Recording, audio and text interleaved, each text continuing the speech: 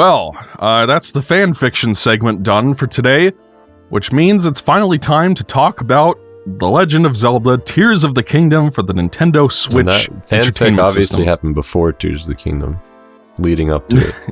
And let's hope that we never read fanfiction ever again, because I hate it. What was that? Link asked teasingly. You say you would cut the towel in half? Ah, bad choice. I would never do such a thing, which proves that I'm the rightful mother of the towel. I win, he said triumphantly. Everybody in the chat, tell Ryan that you want to see more fanfiction. No. Remind him that the most viewed videos on our channel are the Sonic High School reading. Don't say that! Stop! It's not nice. Anyways, I'm just playing to what the crowd wants, baby. No! And the crowd wants to see Ryan cringe in embarrassment. Oh. But anyways, Tears of the Kingdom came out this year. And I also want to mention, since I've been trying to schedule a podcast for a while, that, and I don't know if you guys are going to agree with this, but is 2023 the best year in gaming that we've had since we've been doing this? Yes. It's not over yet, so I don't know. I think definitely it is on track to be. Yeah, on track, sure. I think 2017 came pretty close, though. Mm-hmm. I ended up missing a lot of I missed Persona 5 when it came out. Mm-hmm. But, yeah, I mean, that was a pretty good year, too. Didn't Xenoblade 2 come out that year? Yeah. Yes! Yeah. I was surprised to see that when I played it. It was like, wow, this game's 6 years old already. Yeah. 5+ years, rather. But, yeah, I mean, it's been a pretty good year in gaming. And, I guess, why don't we start with you, gentlemen? What, in simple terms, did you guys think of Tears of the Kingdom? No, I hated it. Yeah, same.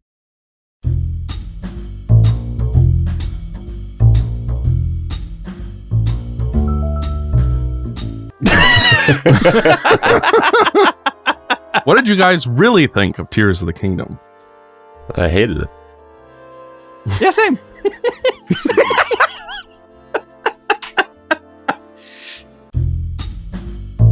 Was it good?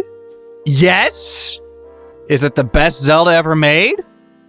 No. But is it really good? Yes. But is it very yes? Is it flawless? No. We'll get into that. Listen, so I like Tears of the Kingdom a lot. Mm-hmm. A lot of people are saying, I don't know if it was worth the 6-year development, DLC, blah, blah, blah, blah, blah. For me, this game was worth the 6 years. I could see why it took so long.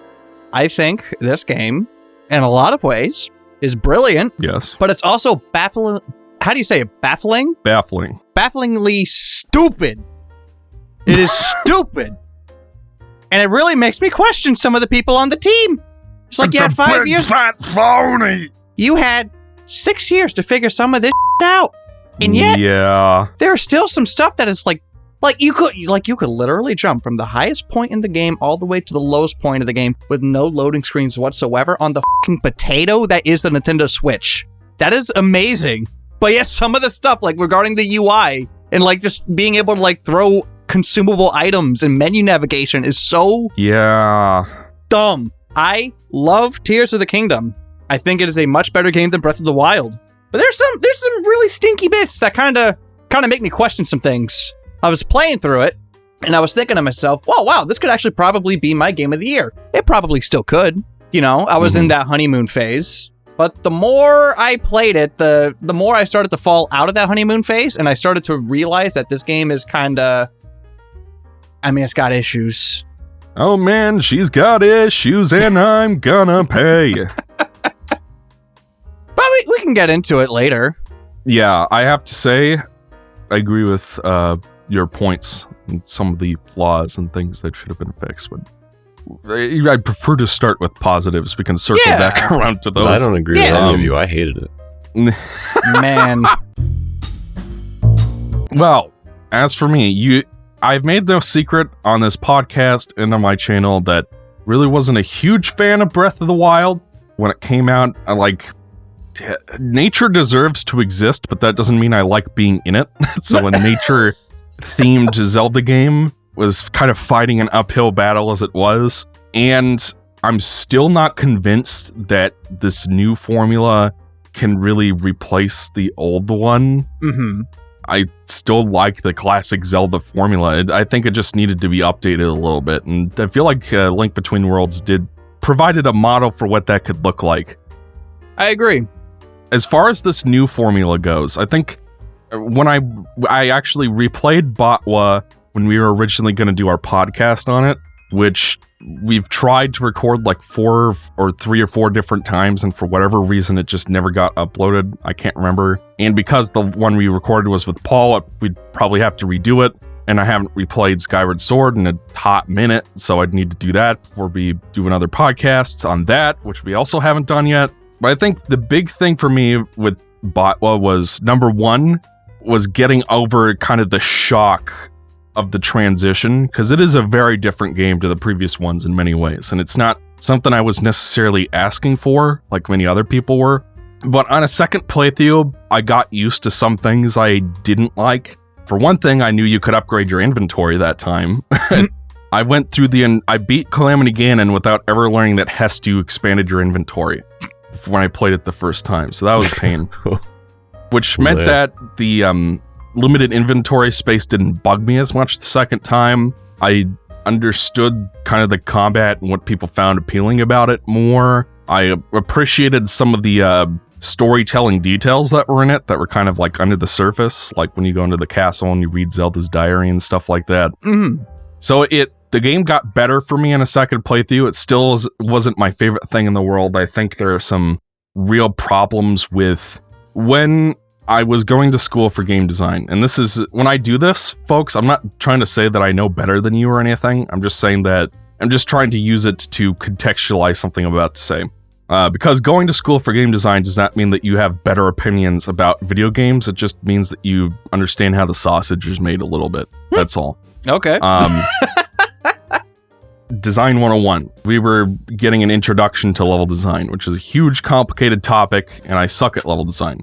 But one of the things, a golden rule of thumb we were given was, if you have space in your map that isn't doing anything, it's better off not being there. And I can kind of visually show you guys an example in the video version of this, but like, imagine a square room that has like 2 corridors going in at like a 45-degree angle. So like you walk into the square room, then you turn left to go down another corridor. If there's nothing in that boxy shaped room, you're better off like shrinking that space so that it serves the absolute function it was intended to.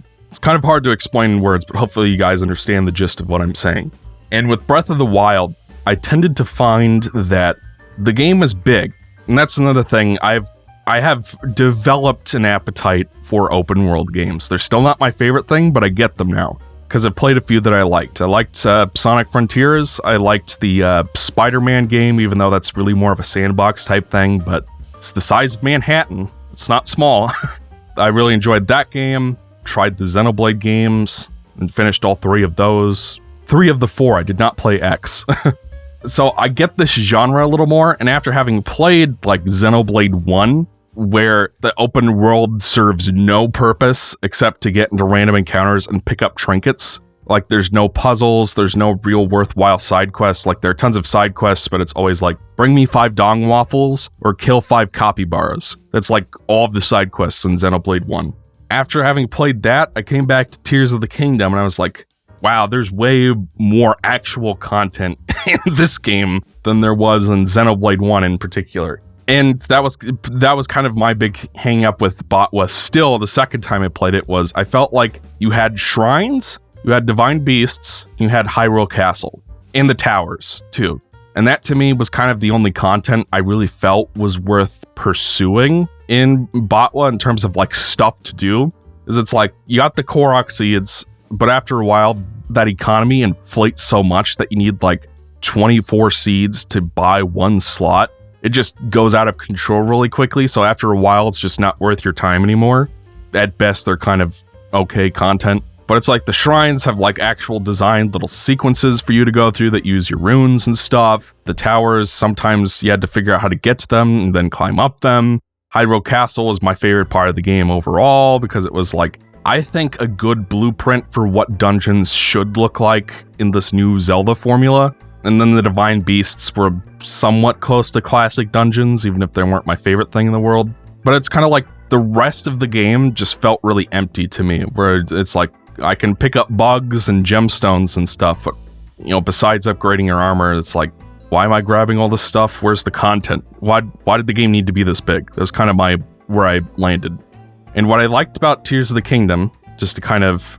The reason why I really enjoyed this game, where I only sort of enjoyed Breath of the Wild, is I felt like there was way more actual content to do in this game, in terms of like actual real side quests with developing storylines, the caves, the bubble frogs, the sky islands that kind of serve as their own little level almost. Yeah, it just felt to me like this was Botwa, but better, like in terms of actually playing it. And I actually did all of the shrines, all of the light roots, and upgraded a bunch of my armor and stuff. Found like all but 90 of the bubble frog gems. Did a whole bunch of the side quests. Like, I played this game for 125 hours. I want you to know, Exo, that you have played far more than I have, which is kind of crazy to me. Yeah. So I guess that's a testament. I put 70 hours in this game, and I was able to beat it. And I did like 105 of the shrines. So yeah, consider me impressed. It's probably around the same that I did. Yeah. So I did not get all the shrines in Botwa. After a certain point, I got enough hearts, and I just went for Ganon, and that was kind of it. And then the game kind of picks up there, because Hyrule Castle is my favorite part of that game, but it's kind of like, I don't know. This game has flaws that I really want to discuss because I feel like not a lot of people are talking about them. But overall, I enjoyed this game. Even though there might be better games that come out this year, I'd be hard-pressed to think of one. Like, I gave it an 8.5 on my games I played this year thread on Twitter. But I suspect that even if I play something I rated higher, like I think I rated Resident Evil 4 Remake a 9, I think I'm probably going to make Totka my game of the year. What? On the end of your podcast. Totka? Yeah. Totka. How does that... Totka? I mean, you could say Totka if you want. Tears of the Kingdom. Yeah. Totka. Botwa and Totka. Where's the K come from? The K. Wouldn't it just be Totk? Where's the K come from? I guess you could. Well, where does the in Botwa come from? I don't know. I don't even know who said Botwa. To be fair, I don't even say Botwa. Well, it's easier than saying BOTW or Breath of the Wild. Just say Breath of the Wild. It's just what it's called. Yeah, it's more respectful than Breath of the Fart Cloud. And I guess Totka is more respectful than Tears of the Fandom, but hey, here we are. That was a JebTube original, everyone. Actually, I came up with that joke. You did? Yes. Because I know, Jeb, you recently released a video called Sonic Fan Tears Review, where you're talking about the fans' tears. There's like, a Jeb, you should do one on Zelda called Tears of the Fandom. I think, I want to say I was there for this conversation. You were. It was in the Sonic Frontiers podcast. That's it. Yes. Yeah. All right, King, it's time for you to say what your actual opinion of this game is. I hated it. King, would you please tell me what you thought of Tears of the Kingdom? Well, you want to talk about Sonic's balls? Yeah, that's my opinion. If you must know, I thought it was lovely. Elaborate. In how many directions? There are like 20 different things I could say. Give us like an introduction. All right, everybody.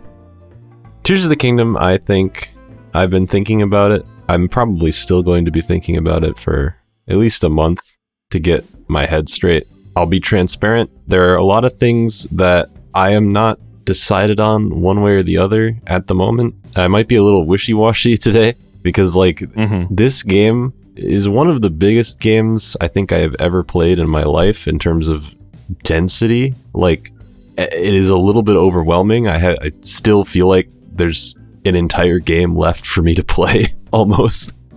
Even though I feel like I've done more than I did in Breath of the Wild already. So it's like kind of staggering and like colossal in its scope.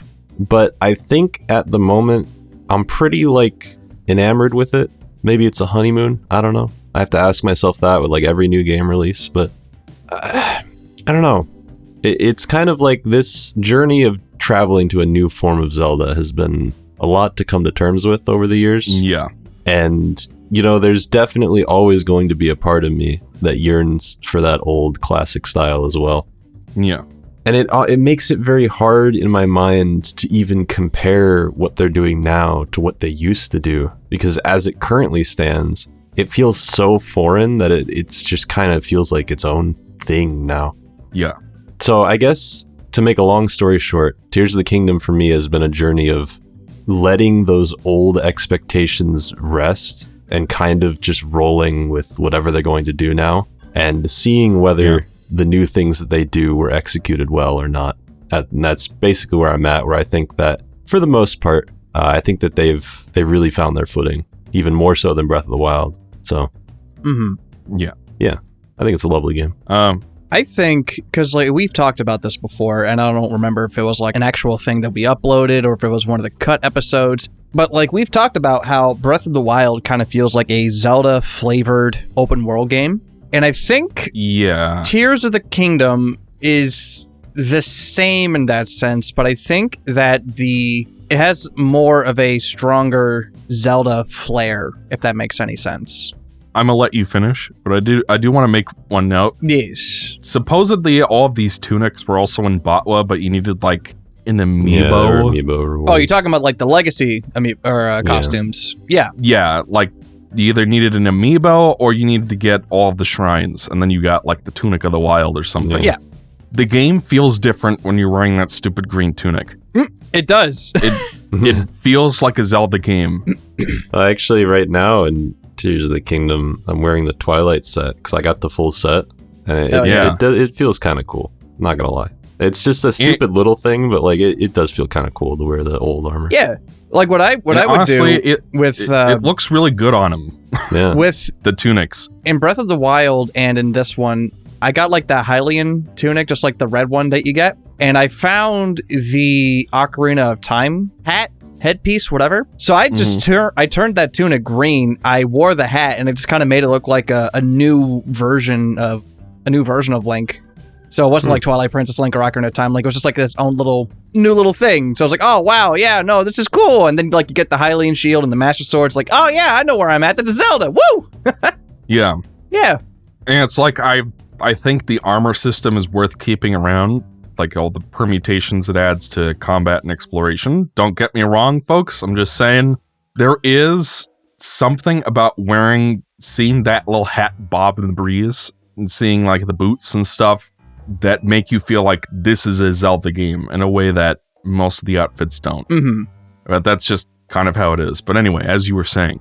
Well, no, I was just saying that like with this game, it's like the dungeons or the temples feel a bit more Zelda-y. A lot of the enemies are like call back to the classic Zelda enemies. Like we got likes back. We got the fucking Gleeoks from Zelda 1. Those are really cool. Gleeoks are a pretty cool pull, honestly. Like they're pretty fucking awesome. Yeah. And I feel like as if also the side quests are a lot more meaningful than they were in Breath of the Wild. It's like not every single side quest is a Terry Town level side quest, but some of them come pretty close. There are definitely, I was about to say that. There are a lot that have a similar scope to Terry Town, whereas in Breath of the Wild, like, I'm sure that there are a few side quests that I, like, have forgotten about, but, like, Terry Town was really the only one that even approached, like, you do multiple things in a row and do this, huge thing.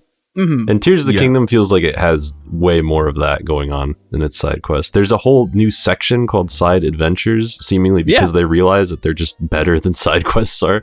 So yeah, that was like, and imagine if you played through Breath of the Wild and never found the Terry Town side quest. Yeah, twice, because that's what happened to me. I never found that quest. Like, I think you have to buy the house in Hateno Village or something. Yeah. Then they let you build the town or something. Yeah.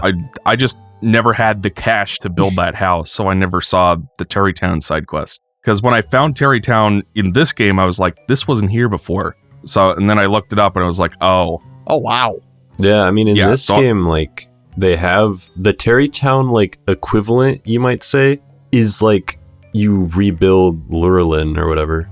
And you do basically the exact same steps. You get logs and you build the houses. But then that's just like a footnote, because there's also like you go to every stable in the game with like a reporter, and then there's like, you know. Yeah. There are these like huge side quests that just span the like pretty much every major area you go to probably has one of them there. It's really cool. I like it.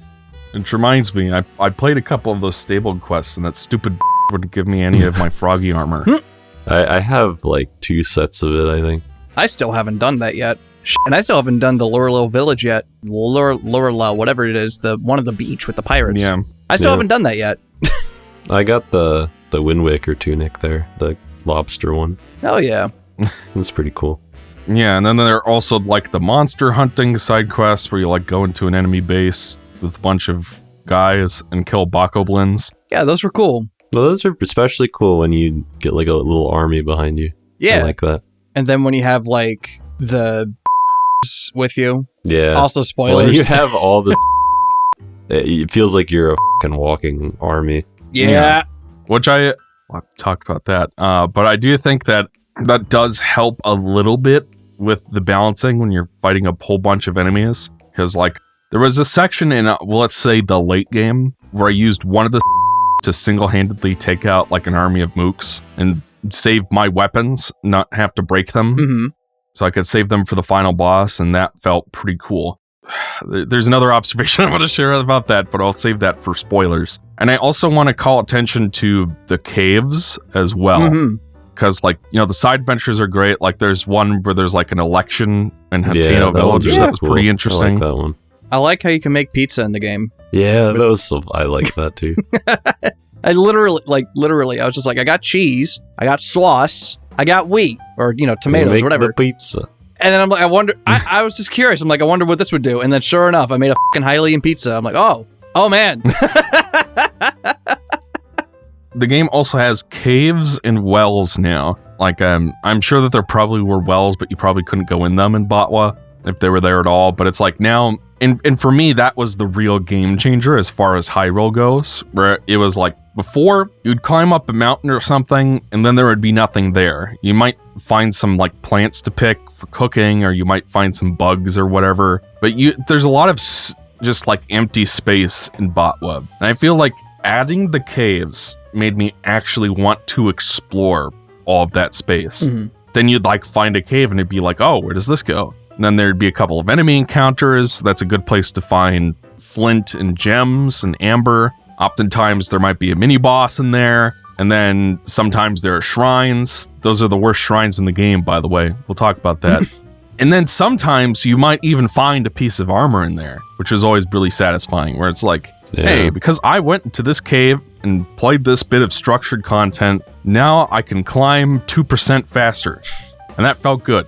Like, that's the kind of core game loop you want in a game like this. I think the reward structure in general is a lot better, because in Breath of the Wild, they sort of just gave you powerful weapons. Yeah. In this game, they can't really do that because of the way the weapon system is designed. So they have to give you, like, powerful materials or, like, legacy armor. And it just feels a lot better to find stuff because of that. Yeah. There are also the labyrinths from, like, there are the 3 labyrinths in Botwa. Lome, Hebra, and the desert one. And from what I can remember, you pretty much just wander around them and guardians shoot at you or something, and then there's a part where you go underground. Or you could use Rivali's Gale to go all the way up to the top and find the exit. That's pretty much what I did every time. Yeah. I guess I played a little bit more by the book than you guys did, but I mean, I guess that's part of the charm of that game and this game, is that you have a pretty broad toolkit to work with, and it's kind of fun to try to find ways to break it. I found with the tools that were given to you in this game, it's a lot easier to break the game in half. Well, I was going to say that that's actually kind of my favorite thing about the game, is that it feels like in Breath of the Wild, like, don't get me wrong, I think it was designed for you to do things in multiple different ways. But I think with Tears of the Kingdom, they looked at it and they're like, we're going to do this with the entire game on a scale that has never before been seen. Because it really feels like you can walk into like most areas or even most shrines, and I have a hard time sometimes in shrines even figuring out what the intended solution was, because a lot of them were built to be like just kind of get your way to the end however the you want, you know? It's really cool.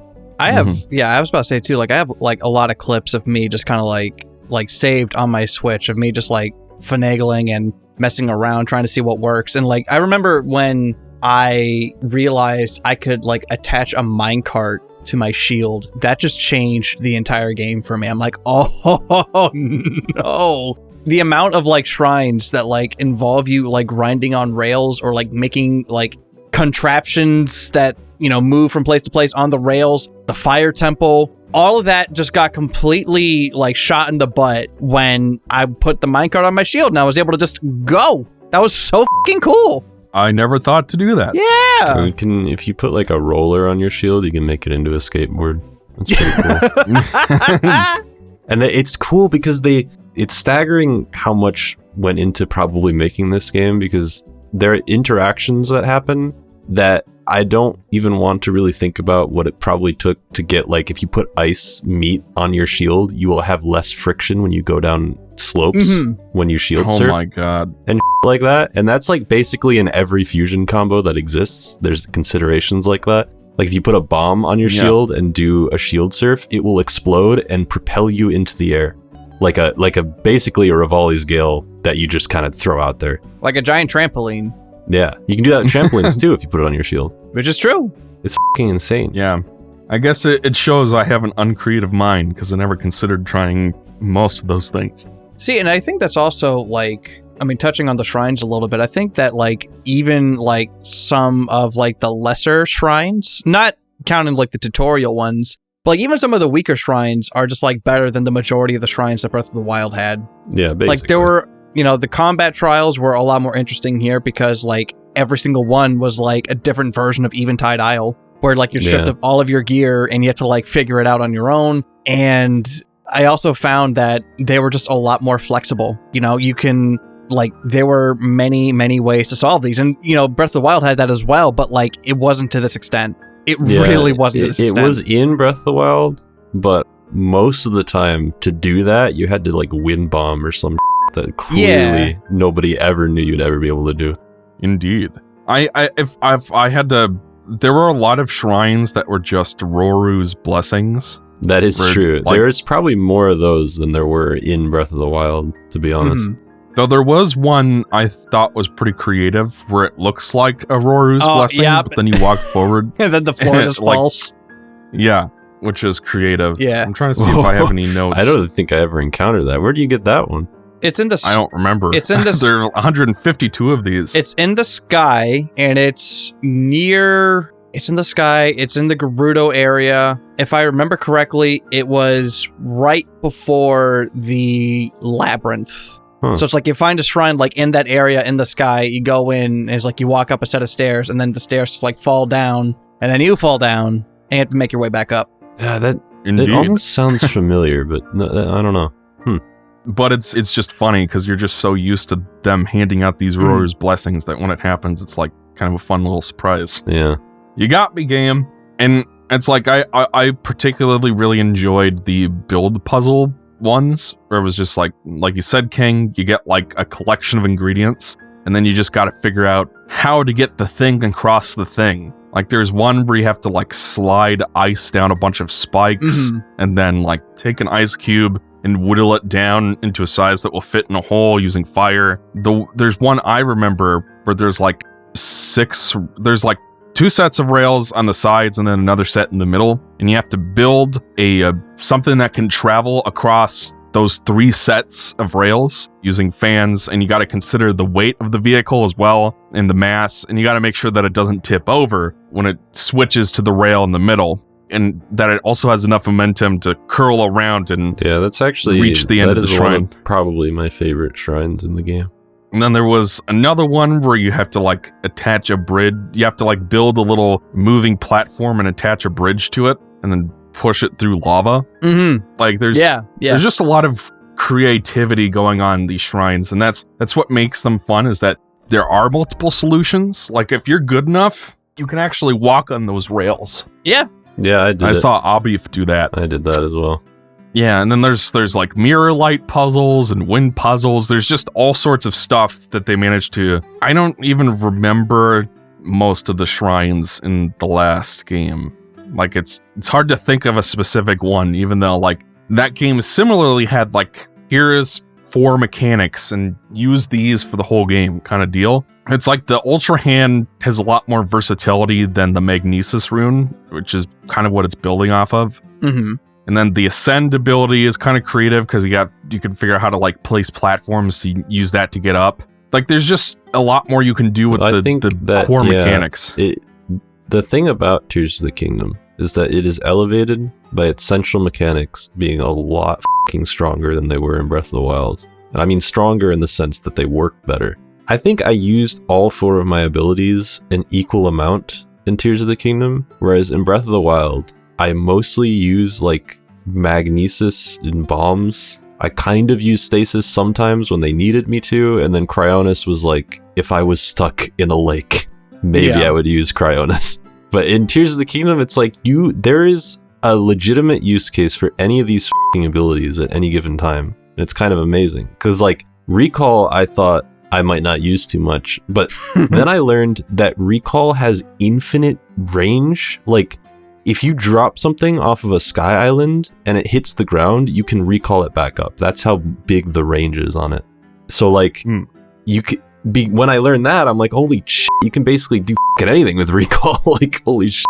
It's crazy.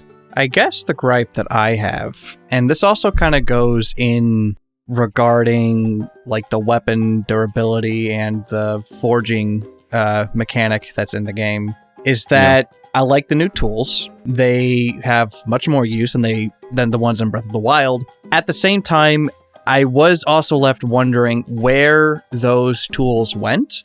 I thought like there were many situations where I'm like, oh, I wish I actually had the Cryonis thing, or I wish I had the remote bombs. Good Lord, did I wish I had the remote bombs on many occasions. That was a genuine problem with the Zelda games, and like it was fixed in A Link Between Worlds, where item consumption was done via a meter so that you never ran out of bombs or you never ran out of arrows. And then it was kind of expanded upon a little bit in Breath of the Wild, where it was literally an app on your fucking phone. You press a button, you get a bomb. Super useful. Just like Persona 5. Yes. And then in this game, they kind of went back to what it used to be like before, where now you have to go underground, you have to find bombs, or you have to buy bombs and everything like that. And I kept running out of them way more than I felt like as if I should, because like, the underground area is really cool, but there's also now a lot of mining. So now you can get into this predicament where if you don't have a weapon that can smash through rocks and you are all out of bombs, you're shit out of luck. There's nothing you can really do. I will raise you, because I see where you're coming from. I actually was there at the beginning of the game, and I completely disagree with you now, having played the game more, just to be straight up.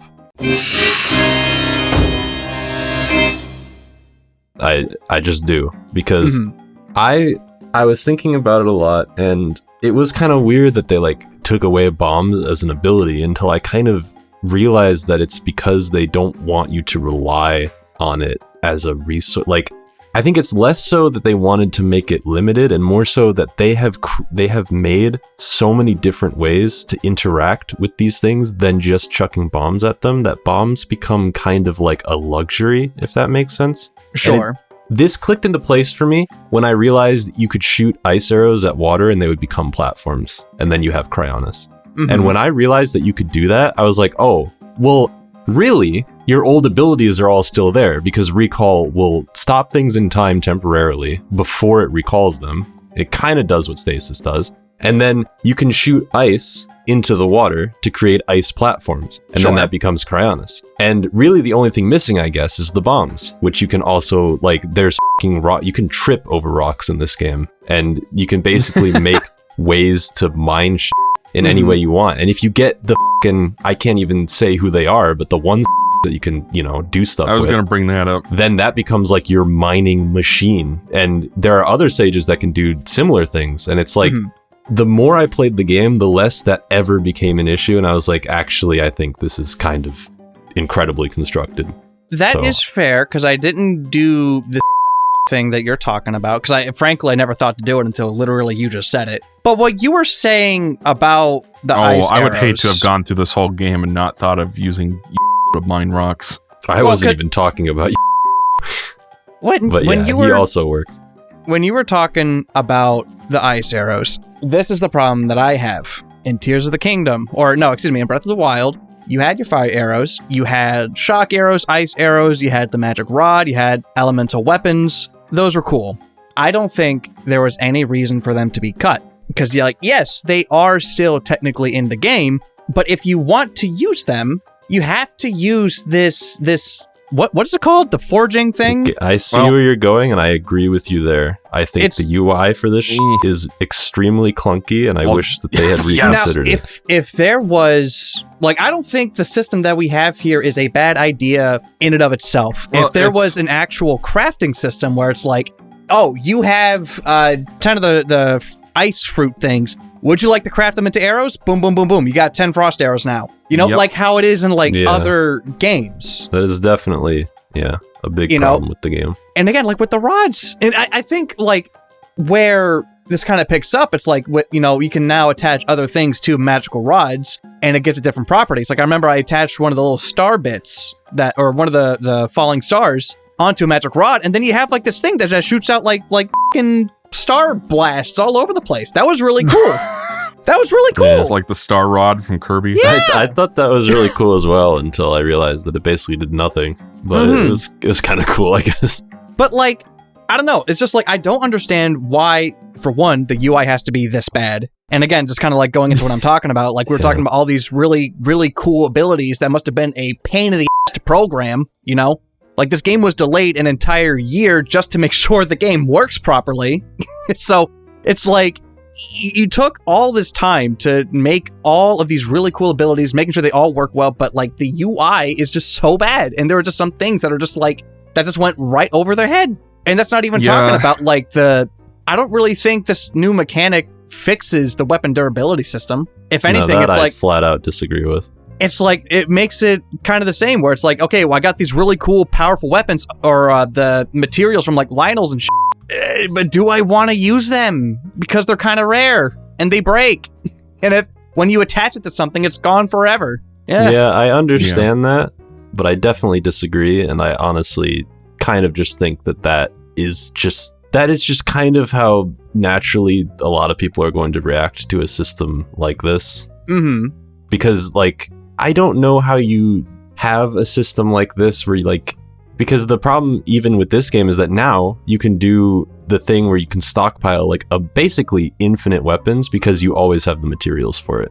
Yeah. And there's always a base somewhere out in the world that you can pick up and you can make anything into any weapon, but they still break, right? But that you have even more weapons than you could have ever imagined having in Breath of the Wild. But does that fix it for a lot of people? I don't know. Definitely for me, I think it's a better system, but there's still, like you said, going to be a subset of people that are well, I don't want to use my powerful tools. And I don't know. That it's an interesting thing because I don't really know. People suggest well, why don't you just let people repair weapons? But then you have a million weapons. So is it just a psychological disconnect? I don't know. Well, again, I think the biggest stinger is that, again, there's not really any way to gauge your weapon's durability. Yes. And if there was just I don't really think there'd be This should have been the first thing they fixed from Botwa. And it's just put a meter underneath each weapon to show how much durability they have left. And also what they could have done at the very least, let's say you fuse a weapon with a material, right? At that point, if you fuse it, maybe you can't upgrade it, you can't fix it, because it's, you had to go through that process. But the thing is with this game is that you also find weapons that were in the other game, the royal blades or the traveler swords or things like that, but they are made to be much, much weaker than they were in the previous game to kind of enforce the new mechanic, you know? It's like now all the weapons are like grimy and gross and they're a lot weaker than they were before. So why, if you could go to the depths and find like normal, untainted weapons essentially, but like why wasn't there at the very least like maybe a process that like if you had a dirty weapon, if you took it to like a shop or something like that, that you could clean that up so that way it's back to normal, or like just with the base weapon. Because they weren't dirty, they were corroded. Corroded, excuse me. But you know what I'm trying to say? Where it's I guess what I'm curious about is what, for these solutions, right? Yeah. This is a genuine question, so I want a genuine answer. Sure. Like, what would these additions do for you practically? Like, what about the system would it solve inherently? I guess it would make the weapons feel a bit more worth it, because again, this was a problem with Breath of the Wild where it's like you go to a cave, you find a cool sword, but then you don't really want to use it because then it would break. If there was just like, even if it was just like the base weapon, like just a normal, like a royal claymore, for example, it would be nice to know that like I could at least have something to fall back on. Like I can, like if this normal base weapon is getting damaged, I can go to the shop or go to somewhere like a Terry Town, repair it. And then if I wanted to play a little risky, that you could like maybe add an upgrade to it, and then I guess it's kind of like that would make kind of like a risk reward kind of thing. I don't know if this is really answering your question, but like it would just make the weapons that you have feel more worthwhile. I'm just curious because I've never had as much of a problem with the system, or like really at all. Honestly, when I was playing Breath of the Wild, it only occurred to me retrospectively that there were problems with it that I'd subconsciously encountered. Like when I played Tears of the Kingdom, it kind of made me realize that there was a lot of chests that were just useless at the end of the game that I think that Tears of the Kingdom kind of remedied by having a superior system. But like now I'm playing Tears of the Kingdom and I genuinely just don't have any problems using the weapon system. So I guess I'm just curious to know that perspective. I'm actually completely in agreement with you, King. I thought that this new system, because like Ryan, what you're describing is something that TBP, Tactical Bacon Productions, calls the OP paradox, which is sort of the idea that if you have, what the hell is it called in Final Fantasy, an elixir, like a late game healing item that restores all of your health and all of your magic points and stuff, and like cures all status ailments. It's an item that's so good that you'd never want to use it because you want to save it for when you really need it, which is usually the final boss. And that's kind of a similar concept to what you're describing here, where like you have like a royal claymore that you've attached a silver Lionel horn to, right? Or whatever the top level Lionel is. And it's like a base 90 powered weapon. And like, it's a really cool weapon, but if you use it enough, it breaks. So you want to save it for when you want to use it. So you don't want to use it for most applications. Yeah. Do I have that right? Yeah. And I totally see that because I hated the durability system when I first played Breath of the Wild. I'm kind of at the point now where I understand why it's there. It's to get you to experiment with weapons, and you find weapons, new weapons and replacement weapons so often that you're never like under-equipped or anything. But it is one of those things where you go from the old games where your weapons pretty much last forever. Like even in Skyward Sword, like the shields had durability, but I think that was it. And that kind of made more sense than a sword. A sword is made of metal, and we use metal because that doesn't break as easily. It should last a great deal longer than it does in the Wild games, but it's kind of one of those things where once you accept it and get used to it, this is my experience at least, it's like whatever. And I like the way that Totka handles it better. For one thing, I enjoyed seeing like all the different combinations of like horns and stuff that you could do. Like you had mentioned the magic rods, but it's like you don't need to have the magic staff or magic rods to make weapons that cast fire, electricity, or ice. Yeah, you could like attach a ruby to like a sword and it'll have the same effect. Yeah.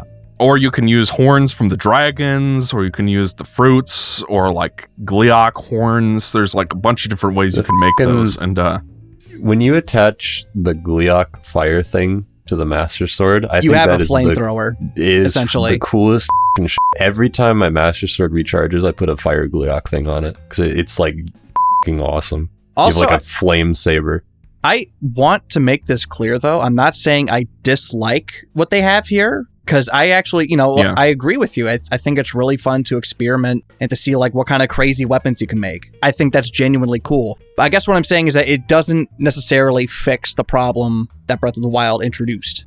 I think there are ways to make it better. That's really it. Yeah. That's all I'm trying to say. Yeah, I would probably agree that I agree with that. there's certainly ways to continue to improve it. Yeah. Because I think if you're going to have a durability system, and that's why I brought up a durability meter, because that was in Skyward Sword, and it's not in either of these games, and I don't know why. That they don't have that.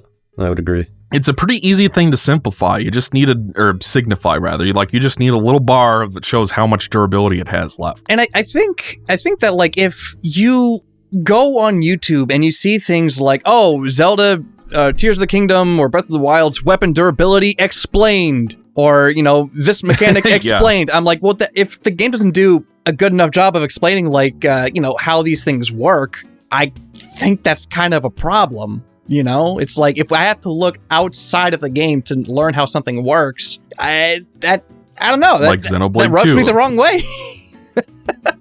Blushy crushy.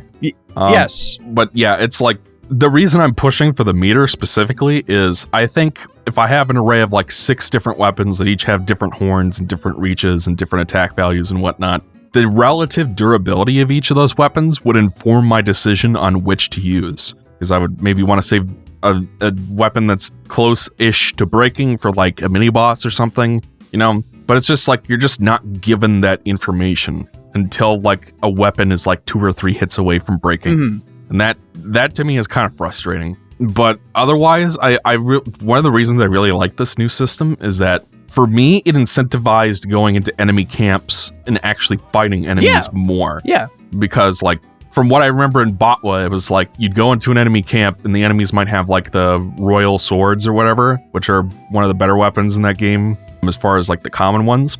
But it would always be like you'd break a royal sword trying to get one of those encounters done, then you'd profit a royal sword. Whereas in this game, each of the enemy types and different tiers have different horns, which you can then combine with different weapons. So it's like always like, here's another little ingredient to play with the next time you craft a weapon. It made it more rewarding. You get the base weapons and you get the horns, and then you can kind of figure out how you want to mix and match those. And then it means that like, even if you get like a shitty base weapon, if you have a good enough horn, you can craft that into a pretty decent weapon.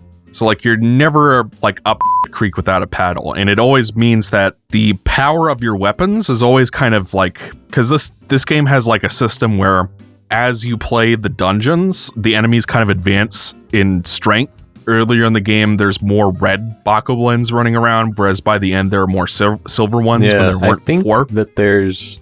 I don't know how the system works entirely, but I did another fresh save where I plan to do everything instead of just what I did in the first save. And I've only done one dungeon, and every single enemy in the world is like silver now. So I think that, I don't know how it works exactly, but I don't know if it's tied specifically to the dungeons as much as it's tied to like... I actually don't know. I need to look into that because, pretty much every enemy I fight is the highest level it can be now. I think maybe because of my material level or something. I don't know. Yeah. Which is a good way of like giving a game this open a difficulty curve and of ensuring that the player always has materials to build stronger weapons to fight those enemies. So I think the difficulty balancing was a bit weird in this game, though. Okay, yes. Are we going to get into that now? Before we do, there is something I actually kind of want to touch on a little bit, because one of the biggest problems that I actually had with Breath of the Wild, especially regarding the weapon durability, is that, let's say you're fighting a mini-boss and all your weapons break and you don't have any bows or anything like that. It may not be like the most common situation you'd find yourself in, but the fact that it can happen at all is kind of a problem. Tears of the Kingdom... I remember that being especially bad with the shrines in Botwa, where like you'd fight one of those big... Speaking of which, they don't explain a lot of stuff. Well, I guess we could talk about that when we get to the story, but like those big Sheikah robots that have like the arms... The Guardians. Yeah, not the Guardians, the little mini Guardians. Gotcha. The smaller ones that you fight in the shrines. Mm-hmm. Like, I remember losing like 3 or 4 weapons to those things sometimes. But go on. But the fact that can happen is kind of a problem. And Tears of the Kingdom goes in a bit of a roundabout way of doing it. Or maybe not roundabout, but like, it does like a weird way of doing this, but this actually fixes the problem. If you get all of the Yiga pieces, or all the Yiga armor pieces, and you go to the hideout near Gerudo Village or Gerudo Valley, you can actually learn the earthquake technique. Yeah, the earth shake. Yeah. When I found that, it's the earthwake technique. That is maybe one of the coolest secrets in the game. Yes. You can get the Thunder Helm there too. Yeah. That's cool. Yeah, when I got to the point where you go see what's her name? Riju. Yeah, when I first met her, I wore the Thunder Helm. I'm like, hey, you want to do something about this? You can't take it from me. This is mine now. But yeah, no, I thought that was a genuinely cool thing. Technically, that was a second one that the Yiga synthesized by studying the original. Oh. So she still has the real one. Man. I have a question, actually. If you wear the Yiga outfit, do they stop ambushing you? I never even thought to try it, but... And here's a fun tip for you guys. If you suspect that a character is a Yiga in disguise, drop some bananas in front of them. They'll go, ooh, banana. Yeah, I heard about that. I never actually tried doing that, but that's funny. But it's like... And you can actually talk to them. Like, there are tons of them in the underground. Like, pretty much every Hylian you find in the underground is a Yiga in disguise. And if you wear the Yiga outfit and talk to them, they're like, oh, were you sent from Central Command to help me out at this location? They'll talk to you as if they're also Yiga. By the way, so it's kind of fun. Note, I love that the Depths is like the Yiga hideout, the new Yiga hideout. Yeah. It's really cool. I think that's really cool.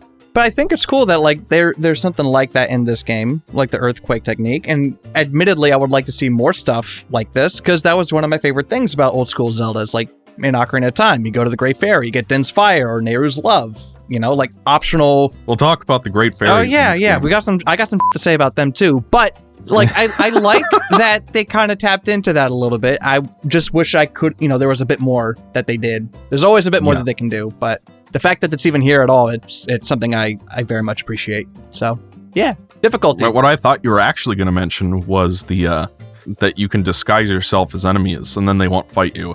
Disguise yourself as what? Like wearing the Bokoblin mask and shit like that? Yeah. Those are regularly rewards for the Bubble Frog gem side quest. Yeah, those were in Breath of the Wild, but yeah.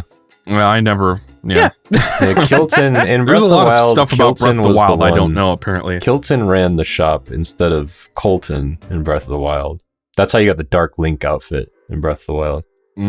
As like we've talked about kind of the overworld, we've talked about the combat mechanics, the new mechanics. I do really want to talk about the difficulty balancing, so I guess let's just go ahead and do it. Yeah. I want to state again for the record, I really enjoyed this game. I enjoyed it a lot more than Botwa. Like I said, I'm probably going to call it my game of the year when the time comes, when we do our end of year podcast. But the difficulty balancing in these wild games is just flat broken. And I would argue that it's actually gotten worse in this game because they add, for one thing, you have 40 hearts instead of 30. So everything's been kind of rebalanced for that. Then you have the tier 4 enemies, the silver enemies, which can, like I showed a clip of this on my Twitter where like I was playing the water dungeon and there was a level 4 construct. It quickly hit me with a stick, like a regular stick, and it took out 8 hearts and I had like level 11 armor. And we'll talk about the Great Fairies, but this is before I had figured out how to unlock the Great Fairies and actually upgrade my armor. So like I was wearing like the Zora chest piece and the Hylian armor set otherwise, like the helmet and the greaves. And like they still managed to take out 8 hearts from me just by hitting me with a stick. And that was just kind of the point where I was just like, what the is this?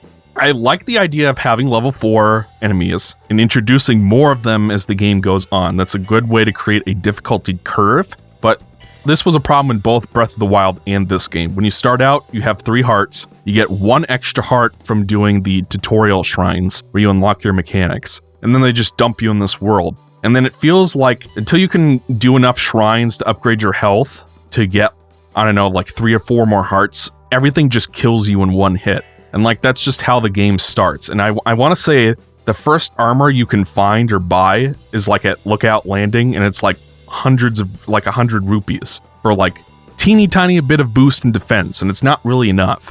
And then like as the game goes on, you're fighting more enemies, they're getting tougher, and the game makes it way more, because I want to say how it works in Botwa is you get to Kakariko Village, and then you can immediately just go up the hill and unlock the first Great Fairy, right? Mm-hmm. That's how it works? Yes. In this game, you have to undergo a long-form side quest to unlock each of the 4 Great Fairies and actually upgrade your armor. And it's not super clear unless you look it up online how you're supposed to do that. We could talk more about that in a bit. So it was kind of like, for the longest time, I couldn't upgrade my armor, and the Hylian armor set was just the best I had, and I was still getting my ass kicked. And in this game, let's look back at some of the earlier entries for a moment, right? Like Link to the Past. That game's pretty challenging. Because the game is more linear, it can have like a straightforward difficulty curve where as you get more hearts, the enemies grow in strength or complexity to kind of match that. So you have a consistent difficulty curve, or even as you get stronger, there's new and more challenges to kind of meet that. And that's what helps enforce a flow state during play. And like, even that game doesn't have my favorite difficulty balancing in the world, but it's a lot better than this game is. And then you get into some of the 3D entries, like Ocarina was okay-ish in terms of the level of challenge, and then you get to the GameCube ones, and they're pretty easy.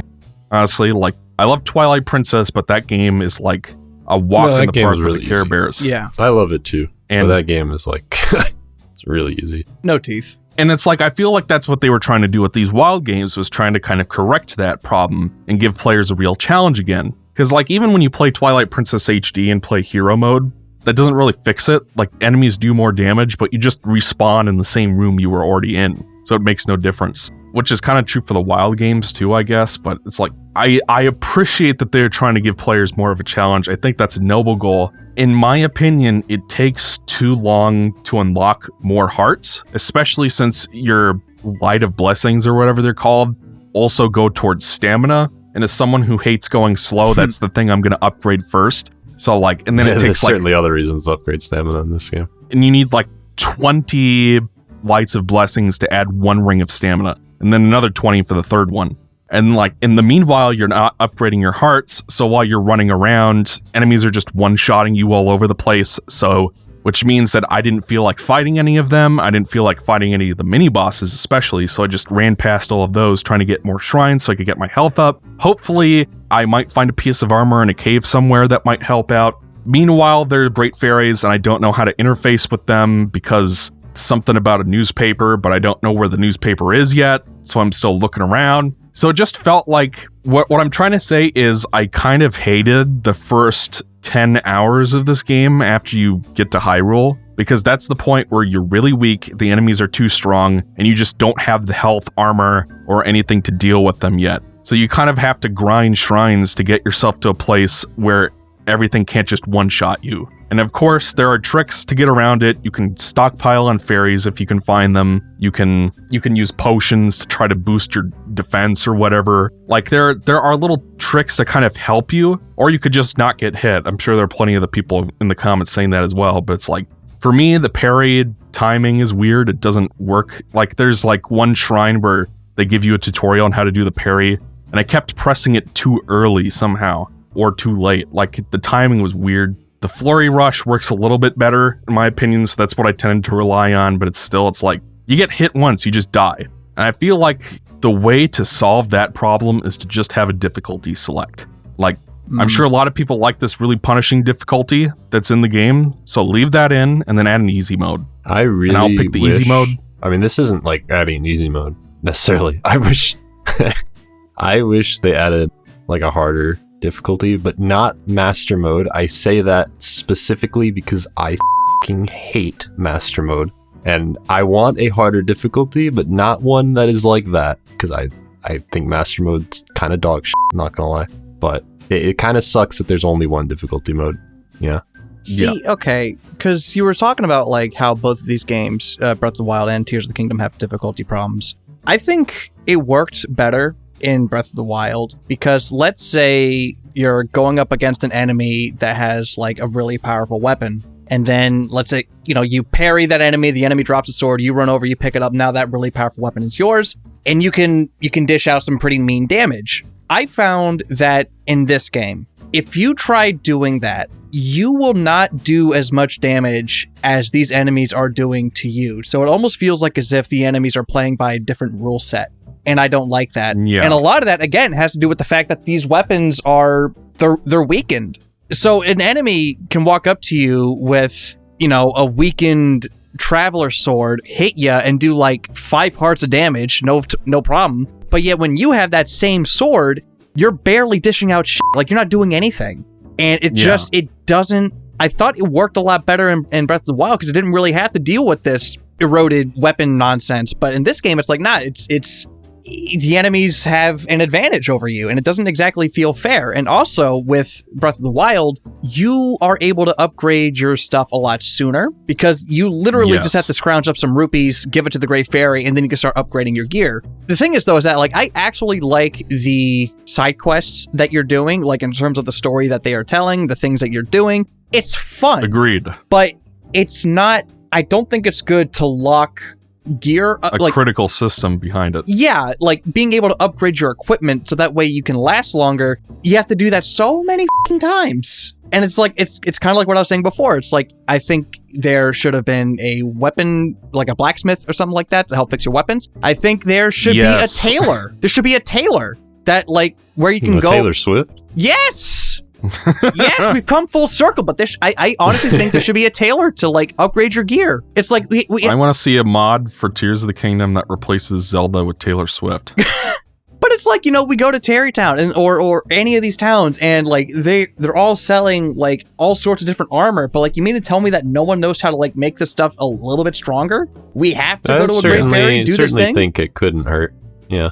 It's like, what would you do for the Great Fairies then? Well, give us more magic abilities and like that. Give us cool shit. Yeah, I was thinking the same thing. Yeah, I would probably prefer that actually as well. It's like, these are things that are in other games for like, Tears of the Kingdom has crafting and like upgrading your gear and upgrading your weapons, but other games follow a specific template, but they follow that template for a reason because it works. And this is just like the stuff that Tears of the Kingdom does. Cool ideas, but some of the like the necessary stuff, like upgrading yourself, you have to jump through so many hoops when you don't have to do that in other games. And it's just, I don't know. It's like the stuff that they have you do, again, like the side quest for the Great Fairies, it's genuinely fun and it's creative. But again, I don't like how it's upgrading your gear is locked behind something like that. Because like, I mean, I was in the same situation. I'm like, I don't know how to unlock the Great Fairies. I had to look it up.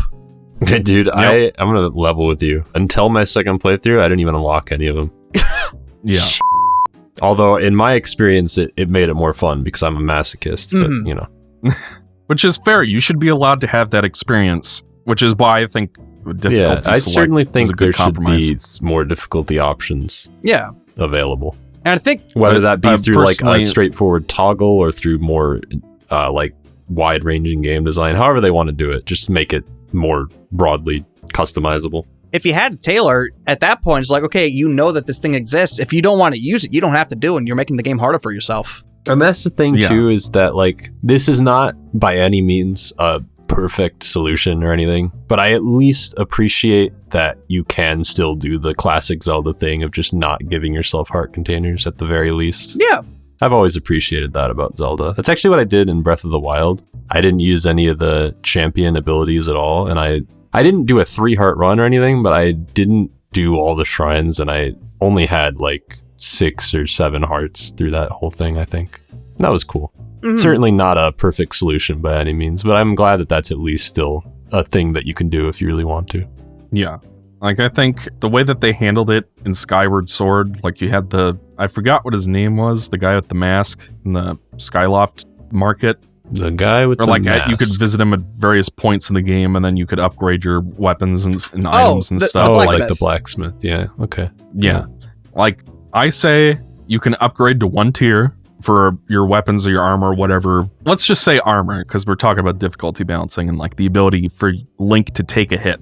By default, you can upgrade 1 tier as long as you have the cash and the materials to do it. Keep that from the Great Fairy system, but he can't upgrade further tiers until you've played more of the dungeons. So like each dungeon, you unlock a new tier. Yeah. And then you can make the enemy stronger to compensate. And then the difficulty can progress. Because like that's really the big problem with a game this open. It's really hard to create a golden path that the player will follow and have that path increase in difficulty. because the player can go anywhere, wherever they want, whenever they want, for the most part, because you get all the mechanics up front, and that makes it difficult to create a difficulty curve. So kind of the only thing they can do is use the main story progression as a way to ramp that up.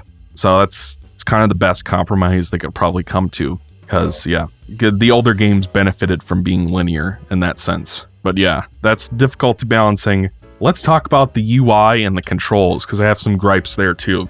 Why don't you start, Ryan? Because you were talking about that earlier, the UI. I mean, I pretty much said anything that I needed to say. It's hard, it's clunky, it's hard to navigate. Oh, here's something else that I don't understand. So, like, let's say you're trying to build something with the Zonai objects, and let's say you accidentally, for one reason or another, pulled out the wrong thing, and you can't put it back. So, like, let's say if I accidentally pulled out a rocket, and I go back into the game, that rocket is just wasted. I can't ever put it back in my inventory, you know? Yeah. And I don't know, it's just, I don't... Exo, you're better at talking about this kind of stuff than I am, frankly. You know, I said what I needed to say. Like, I think it's clunky and unintuitive. For the record, before we talk about this, I think the UI in both these games is f***ing awful. Mm-hmm. And I will always stand by that. I think they wanted to make it, like, seamless and accessible, but it just, even there were moments in Breath of the Wild and sometimes in this game where my brain tripped over itself trying to remember how to do a certain thing. Yeah, because it's like, it feels arcane in a few senses. Like, it's fucking weird. Well, I would say I agree with Ryan, and something I might have added to the game is the ability to encapsulate any Zonai objects you come across. Yeah, that would have been really cool. Yeah. So that you can save them for later, because otherwise you just have to spend your Zonai charges on those vending machine things, which works well enough, but it's like, you come across a lot of Zonai objects that you just don't end up using, so a way to encapsulate them and use them later might have been neat, and that would solve the problem of you open a capsule by accident, you know, you put can it back. Get that from like a Great Fairy or something. Yeah, exactly. So like, you know, that's not something you have by default, but it's something you can unlock that's helpful, but not critical for progression. Let's go. I mean, I think we didn't even talk about, like, the building mechanics in this game. And that's sort of such a huge thing, too. We could talk about that next, after we talk about the UI. Sure. I think the biggest problem with the UI is that materials is all one giant list, for one thing. So you have food, gemstones, horns, monster parts, bugs, and then meat and stuff, all in one giant block of stuff you have to scroll through every time you're looking for it. And I think one thing that would have really helped is use the triggers and the bumpers separately. You use the bumpers to go to, like, the materials menu, and then you press ZL and ZR to scroll through different types of materials while you're in the menu. So if you want to cook something, you go to the food section and you grab that stuff. If you're looking for monster parts, there's this section for that. If you're looking for gemstones or rocks or anything else, there's the section for that. Because, like, there were times where I would look for a Zonai charge and I just couldn't find the fucking things in that giant list because I wanted to drop them into the vending machines. So what I ended up having to do is kept pressing Y until it sorts by category and then scroll all the way to the bottom, because that was the only way I could reliably find them. So that sucked. When you're attaching something to an arrow, I really like Ryan's idea of you create batches of arrows ahead of time and then just swap between them. Like, nice. I think so that you don't have to tap up to add a shock to your arrow every single time. And I think that they probably, I have a feeling that if they had more time, they would probably have added a few things like this, because auto build is already in the game. Mm-hmm. And that seems like something they could easily have whipped out for, like, fuse, for instance, to, like, whip out a bunch of fuses. Auto fuse. Yeah. And here's another thing that, because again, like, what I was saying before, it's like, I don't understand why they had to take away old tools. It's like, why don't I understand why they had to take away the shock arrows, fire arrows, ice arrows?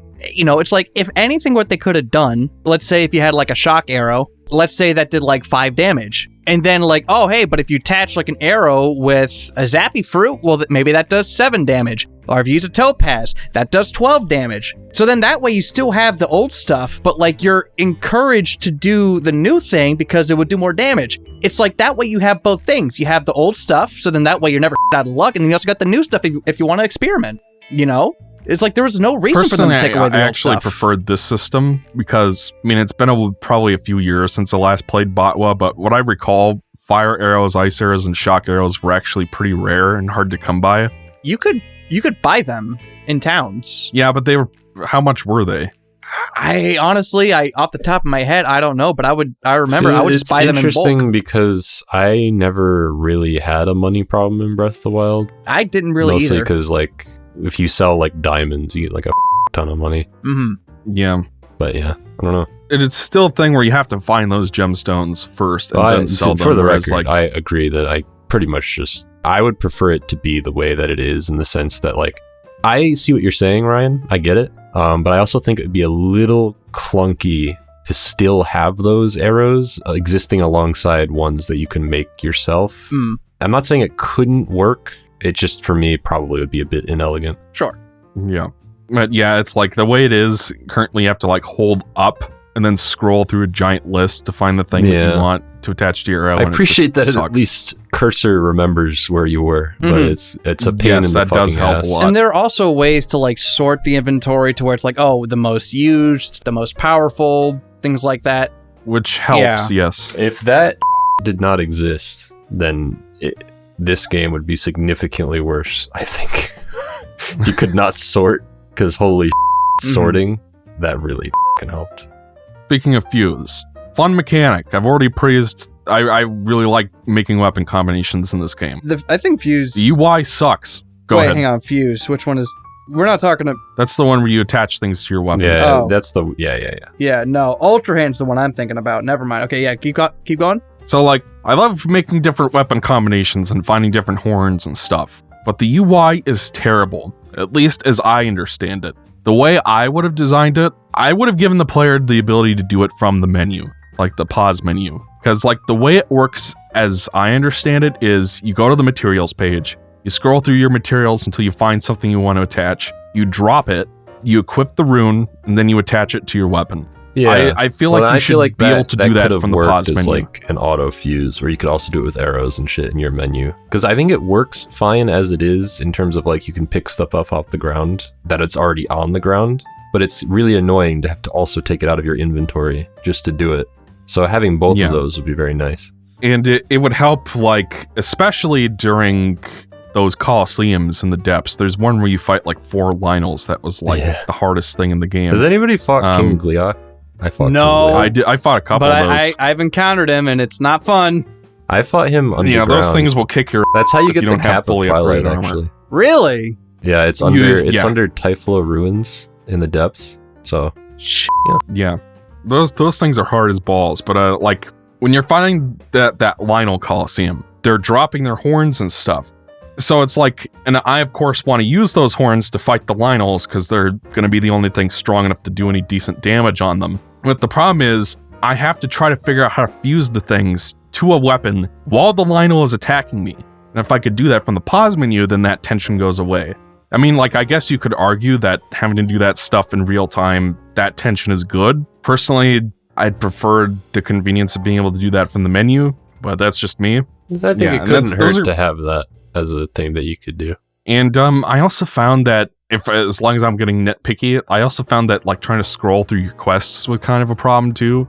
Where like you have like the 5 categories, but they're on the left. Like usually how this kind of UI works is you have like L and R scroll through one type of tab, and then ZL and ZR scroll through another. And that usually works a little better. But it's like if you're trying to look for a specific quest to try to remember what it is that you need to do, it can be kind of annoying. Yeah. I think we really should talk about Ultrahand. Yeah. Just because Yes. I'm looking at our time, and we still haven't talked about dungeons or story or like. Can I make? So we should probably. Can I make a suggestion real quick? If anything, if time is pretty tight, we could save the story discussion for a separate, like for a part 2, if need be. How much do we have to say about it? I Out of have things curiosity. to say about it. Well, yeah, but I do too. But like, how much? I guess we'll find out. Let's kind of do a quick lightning round on dungeons and Ultrahand. Okay, what do we want to talk about first? Ultrahand? Probably Ultrahand. Yeah. Yeah, Yeah. This thing saved the game. Like, I mean, I already liked the game enough, but this game was the one that made me realize, like, nah, this game's f***ing incredible with the kind of things that you can do. Yeah, I'm not even usually, like, super creatively minded person in terms of, like, I would always, when I played Minecraft, I would kind of just build my house into a cliffside because it was easier to mine into the ground that way. So, like, I'm not really, like, one for, like, creatively building and yet this game is built in a way that kind of, at least for me and probably for many others, can like will that out of you, because I was building that I never ever thought that I would do. Like, I was building giant mechs, I was building like airplanes. It was like there was a Bokoblin camp that I wanted to raid, and I was like, okay, I'm gonna make like an airplane that's like a bomber with cannons on it, and I just like flew it in there and like blew everything up. It was the ability to do like that for even the most, like, because in Breath of the Wild you would look at this expanse, right, and you'd be like, okay, what's my options to get through here? You can walk or you can use your horse, and that's about the extent of it, unless you're a speedrunner and you want to fucking wind bomb or something. But in Tears of the Kingdom, it's like, okay, well, here's this great expanse. I can run, I can ride my horse, I can build a mech, I can build a motorcycle, I can build an airplane. I can, like, it's actually insane the amount of, like, this is why I described the game when I beat it as you get out of it exactly what you put into it, in the sense that, like, this mechanic will not resonate with everybody, just straight up. It's not going to. There are probably for you, EXO, as well. I'm not sure. I'm not going to speak for you, but this does not seem like something that you would experiment with greatly, if I had to guess. But you want my answer to that? Yeah. I mean, yeah. I mean, like, I've seen some of the things that people have built in this game. Like, there was a clip doing the rounds on Twitter of someone who built like a Tom and Jerry trap for a Bokoblin. Like, it picks up a weapon and a cage drops on it and shocks him to death. And I want to say that Abif made like something to harvest rice or something, or he shared a clip of that. A lot of people have built a lot of really cool, amazing things, and I think that's neat. If I was, because like when I was a kid, I used to play with Legos and build things all the time. Yeah, like it has that appeal, actually. I never thought about it like that, but yeah. But it's like I built a little Bowser out of Legos I had just lying around, and he was pretty cool looking. Because back then, Nintendo didn't want my money and didn't make Mario Legos until I was like 25. So f*** you, Nintendo. You could have had my money much earlier, and now I'm too old for that stuff. If you're an adult who plays with Legos, that's fine. That's not what I'm trying to say. But like, it's like if I was younger and I was playing this might be my favorite game of all time. Minecraft as well. But it's like, as I've gotten older, I've become kind of more utilitarian in kind of the things that I build with crafting systems. For the most part, in terms of building, you know, crafting my weapons, it's like, yeah, you can attach a minecart to a gnarled bat and hit people with that. I was content to just use the horns because that got me pretty reliable results. And that same principle kind of applies to the vehicles I built. Like, I built a little like Humvee, and that was pretty fun to like just drive through the Hateno grasslands and stuff, and like nothing can stop you. Like, driving the vehicles was fun. Like, for me primarily, I liked the build puzzles and the shrines, because that's kind of like design content. Like, here's some ingredients, build a solution to this puzzle we've given you. That was fun. And I liked it for building vehicles to get around faster, because I always felt the navigation in Botwa was pretty slow. Like, even with fully upgraded stamina, it's just like you run slow. That's the thing I didn't mention when we talked about the UI, the control schemes. You get a choice of X or B for run and jump, and that's it. That's how it was in Botwa. And it's like, you want to put run on the triggers or the bumpers so that you can run and move the camera at the same time. But there's just no option to do that in Botwa, and that should have been the very first thing they fixed in this game. Like, just have an option for a control scheme. Like, just swap runes between L and X. So L runs, X does runes, and B jumps. And I don't know, maybe you have a couple of options there, and that fixes that problem right away. I feel like if they play tested the game at all, they would have found that the run controls were uncomfortable, but I digress. I didn't have to run around as much, because as long as I had the zonite necessary for the auto build, I could build a little glider. And that's how I explored most of the depths. I just built a little glider with a fan on the back and one of the control sticks, and then I could just fly over everything. Dude, we haven't even talked about the f***ing depths. I forgot the depths existed. We didn't even really talk much about the sky. I mean, we could talk about that next, I guess, before we get to dungeons, because dungeons kind of feeds into that. But it's like, I liked the vehicles for navigation. There were some really fun build puzzles as well. Was I experimenting with all my pieces just for the hell of it? Not really. You're right about that, King.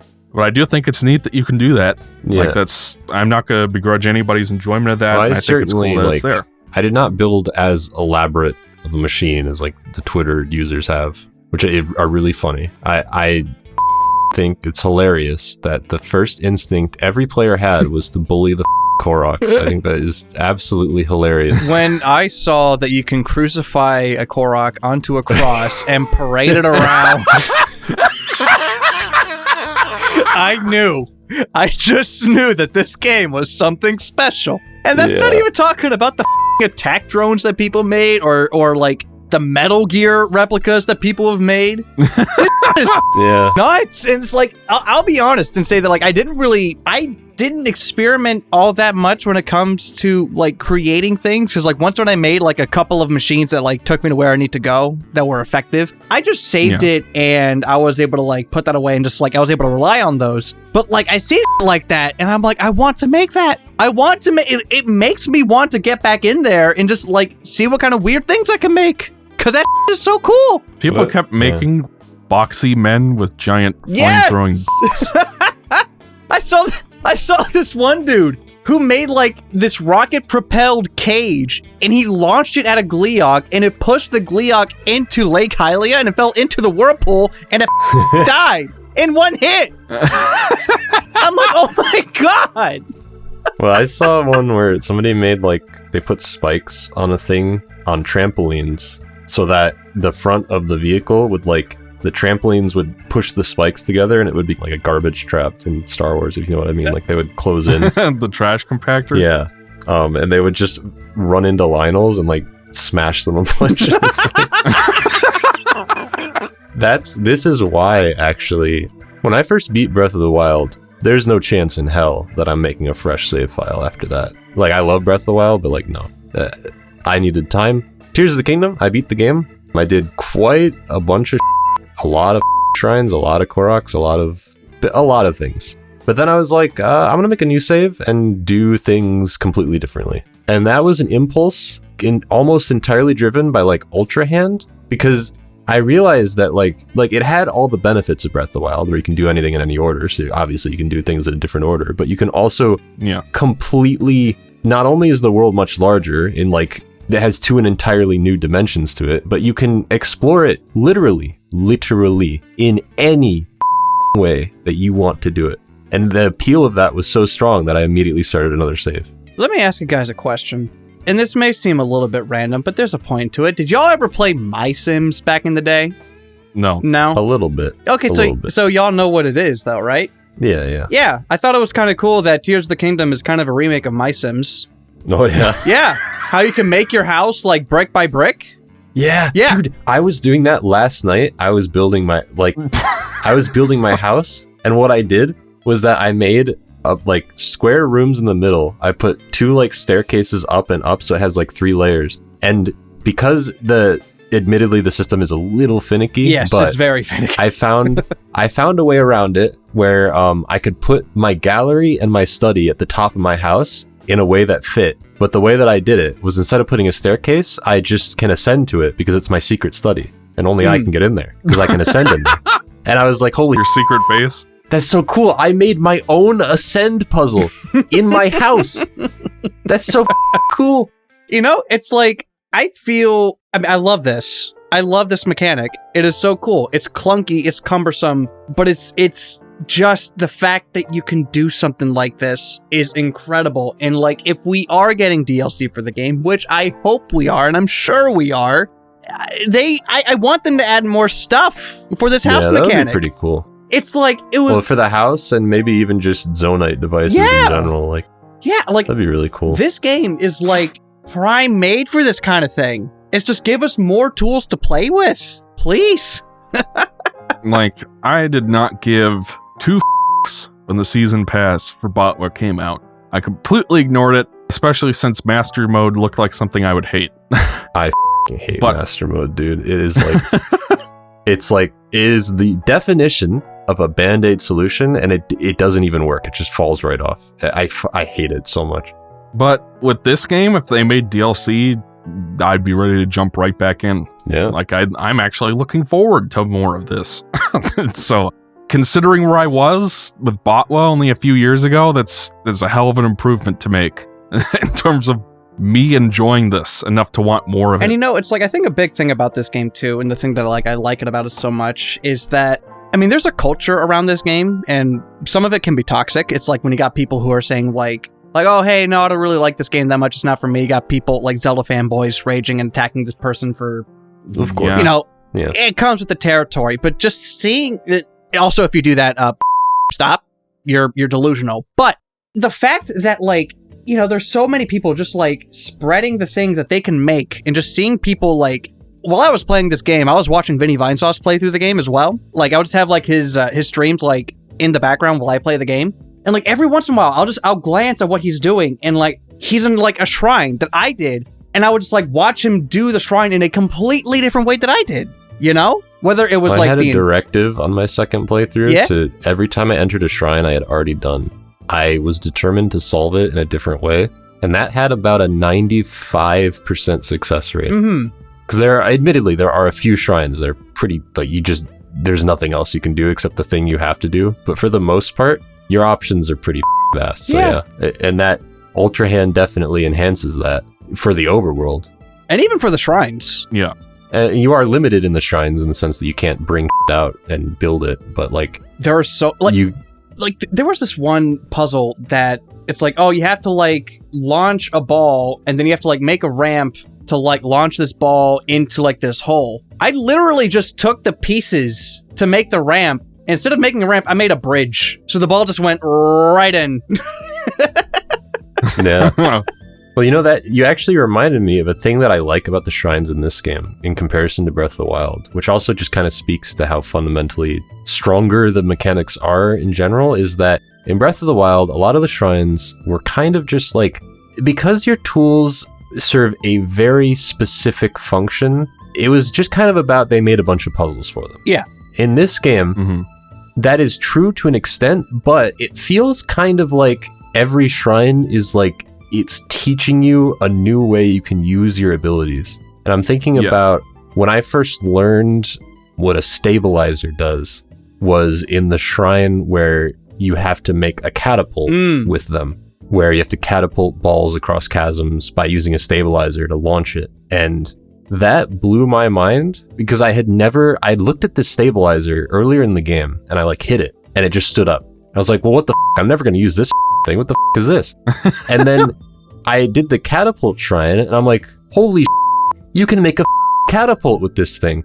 And later, when you want to make like a mech or something that needs to sit upright, you use a stabilizer in like the middle of it because it will make the thing stay upright. It won't wobble anymore.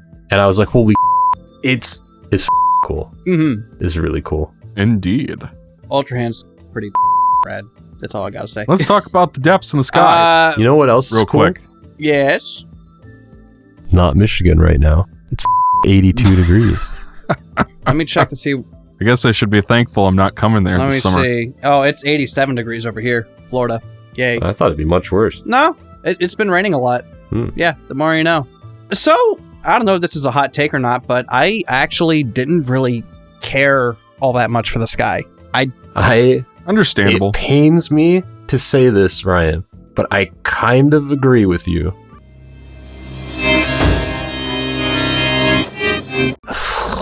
It really pains me to say that because I am like resident sky lover. City in the Sky, my favorite dungeon of all time. I want to write a story about like sky pirates one day. Skyzard.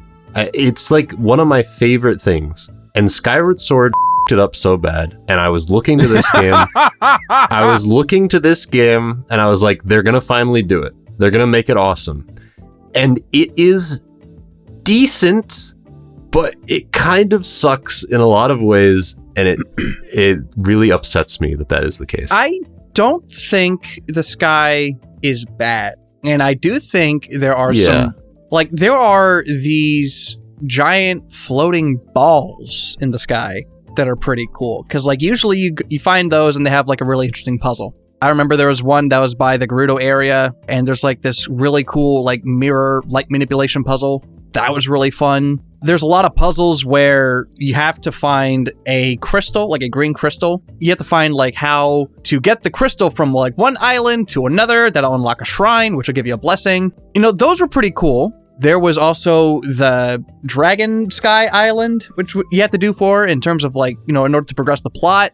And there was also getting to the Wind Temple, where you have to like jump on the giant boats on their sails. I thought that was kind of cool. Yeah. But I guess there's just a lot of repeated content, because there are a lot That's of... the big thing really for what it me, comes down to. is that there's too much repeated content. It actually kind of startled me how, like, I kept going, and I'm like, I have seen this like 8 times. It really bothered me, like, a lot, actually, now that I think about it. Because pretty much what you have is maybe like 10 stock islands that they kind of mix and match for the different archipelagos. Like there's the one with the rotating launcher on it. There's the orb one. There's the one that's shaped like a flower that has the tablets on them. Yeah. And it's like after a while you've seen it all. And then it's just kind of like, okay, I guess I'll just grab the couple of shrines I haven't done already and clock out. I mean, it's unfortunate. It kind of actually links into one of my biggest problems with the game. Probably my biggest problem in general with the game is that I wish there was... I'm not going to go into this too much, but I really, really wish there were more things, perhaps in the sky, like Hyrule Castle from Breath of the Wild. Yeah. I think that would have helped make the sky feel more populated than it currently is. Because there was as it stands, there's Sky Castle. That was kind of neat. That was like the one really interesting, unique sky island in the game. Well, I more like that. Stuff more like that. Yeah, definitely. I think another problem with it is that there are dungeons in the sky, but you can go to them and they will introduce you. Like it'll be like, this is the water temple or whatever. And I've done this. I went to the water temple without even like talking to or whatever, right? Because you can just fly up there. But if you try to activate the terminal, because of the way the game is designed, it just won't let you do it. And it is extremely unfortunate that this is the case, because it means that a lot of, like, not a lot of, there are 2 gigantic things in the sky that you can do nothing with unless you start the quest on the ground. And it is a little bit unfortunate that that is the case, because there is a clear case of that not being the case with one of the dungeons, which you can do at any time. And it is really unfortunate that that is the case, because it means that those 2 things may as well not exist, because they're their own, they're just like a story thing that you have to start somewhere else. And it makes the sky feel like an afterthought, honest to God. And it really, I hate that that's the case. I really, really wanted it to be more important than it was. I'm not even saying that it's bad. I think that the challenges, even though it is really, really copy-paste environment-wise, I did have a lot of fun ferrying those green crystals around. I think there were a lot of cool challenges. It just really, really sucks that they couldn't have done more with it, I guess. I mean, there's something to be said when it's like, I mean, honestly, it's more like, it's a lot of fun. Like when you make like a giant aircraft and you're just like blazing around through the sky. Even if you're not like doing anything or going anywhere, it's just the act of flying of itself that's fun, you know? Yeah, and, certainly. You know, it's like going all the way up from the very top and going all the way to the very bottom of the depths. Again, I said that before, but I think that is incredible. I think it would have been cool if there was more stuff to do in the sky, but like at the same time, I think that exploring the sky itself, even if it's, because I mean, dude, you're flying. Yeah. Like that's really cool. I will say, even though it is a huge disappointment, this is a situation where I can't look a gift horse in the mouth, because they gave me the depths, and I love the depths. It is exactly my kind of vibe, and at least they gave me that. I'll take it, whatever. Because I love the depths is like exactly my kind of like, this is really spooky.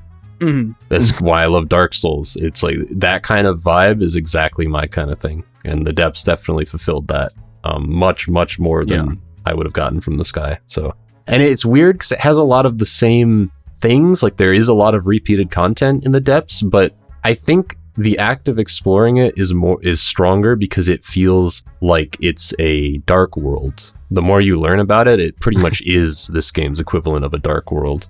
The theme to the dark world. Oh my God. The theme to the dark world.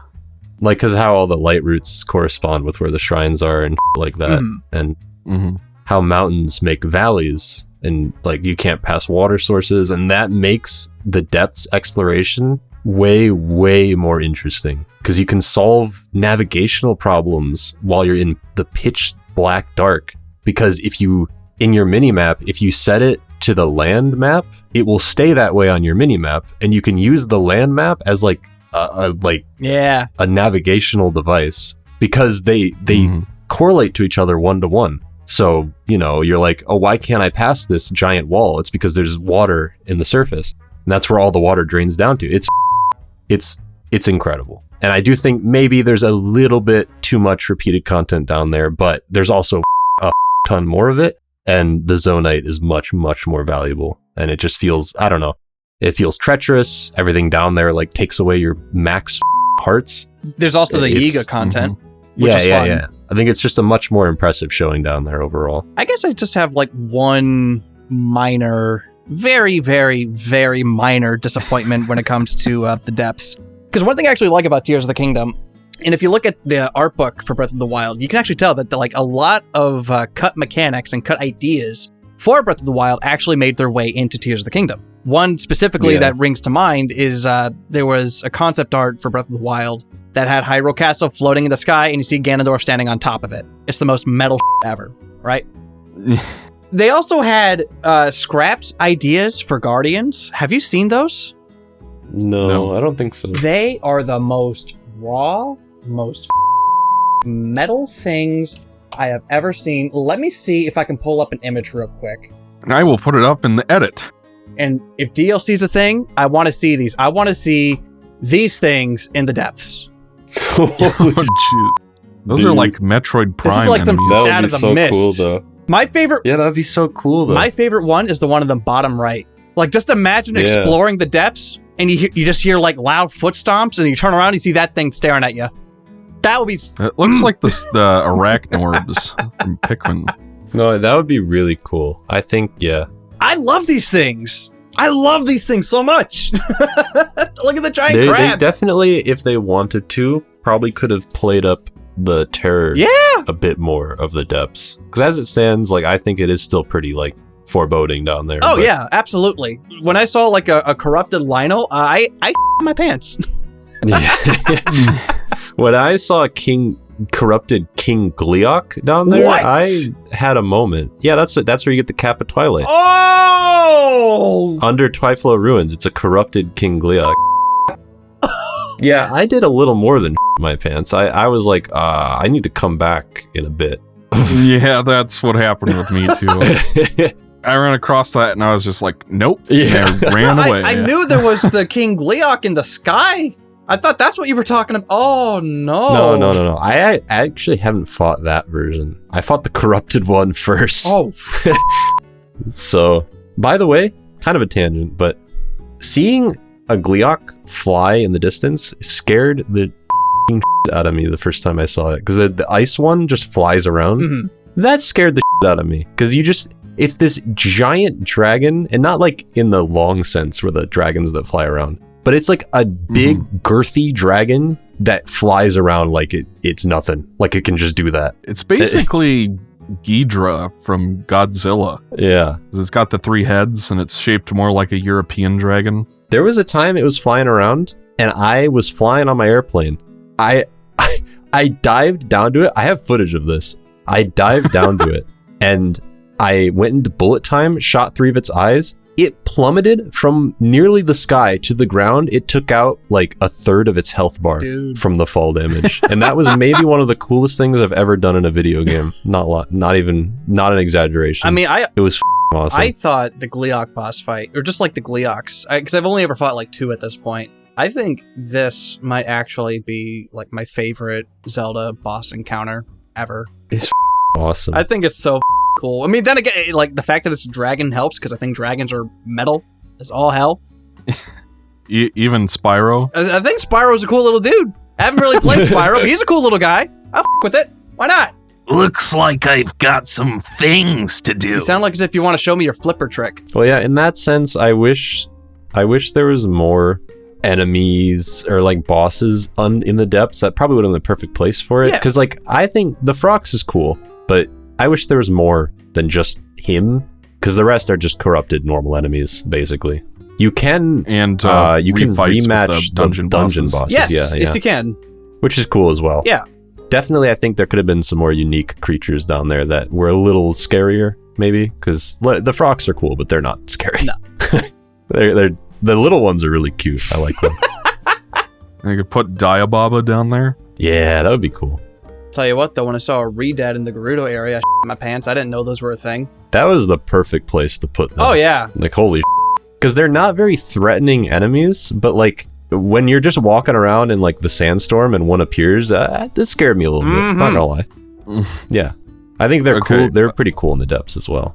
And I also want to say before we move on from it, the depths really tapped into my Minecraft sensibilities in the sense that I will spend hours at a time down there just mining zonite. I mean, this game is essentially Minecraft. Think about it. It actually, there was I think last night I spent like 5 hours in the depths. Just like, I'm really glad that everything gives you zonite so that you just want to do everything. Like even enemies drop it. So it really feels like everywhere you go is a really fulfilling, rewarding thing. Well, even if, there's like 10 mines down there. And you also got the pose. Yeah, that's cool as well. I wish that pose were an enemy, personally. But, as a collectible, I'll take it, I guess. Yeah.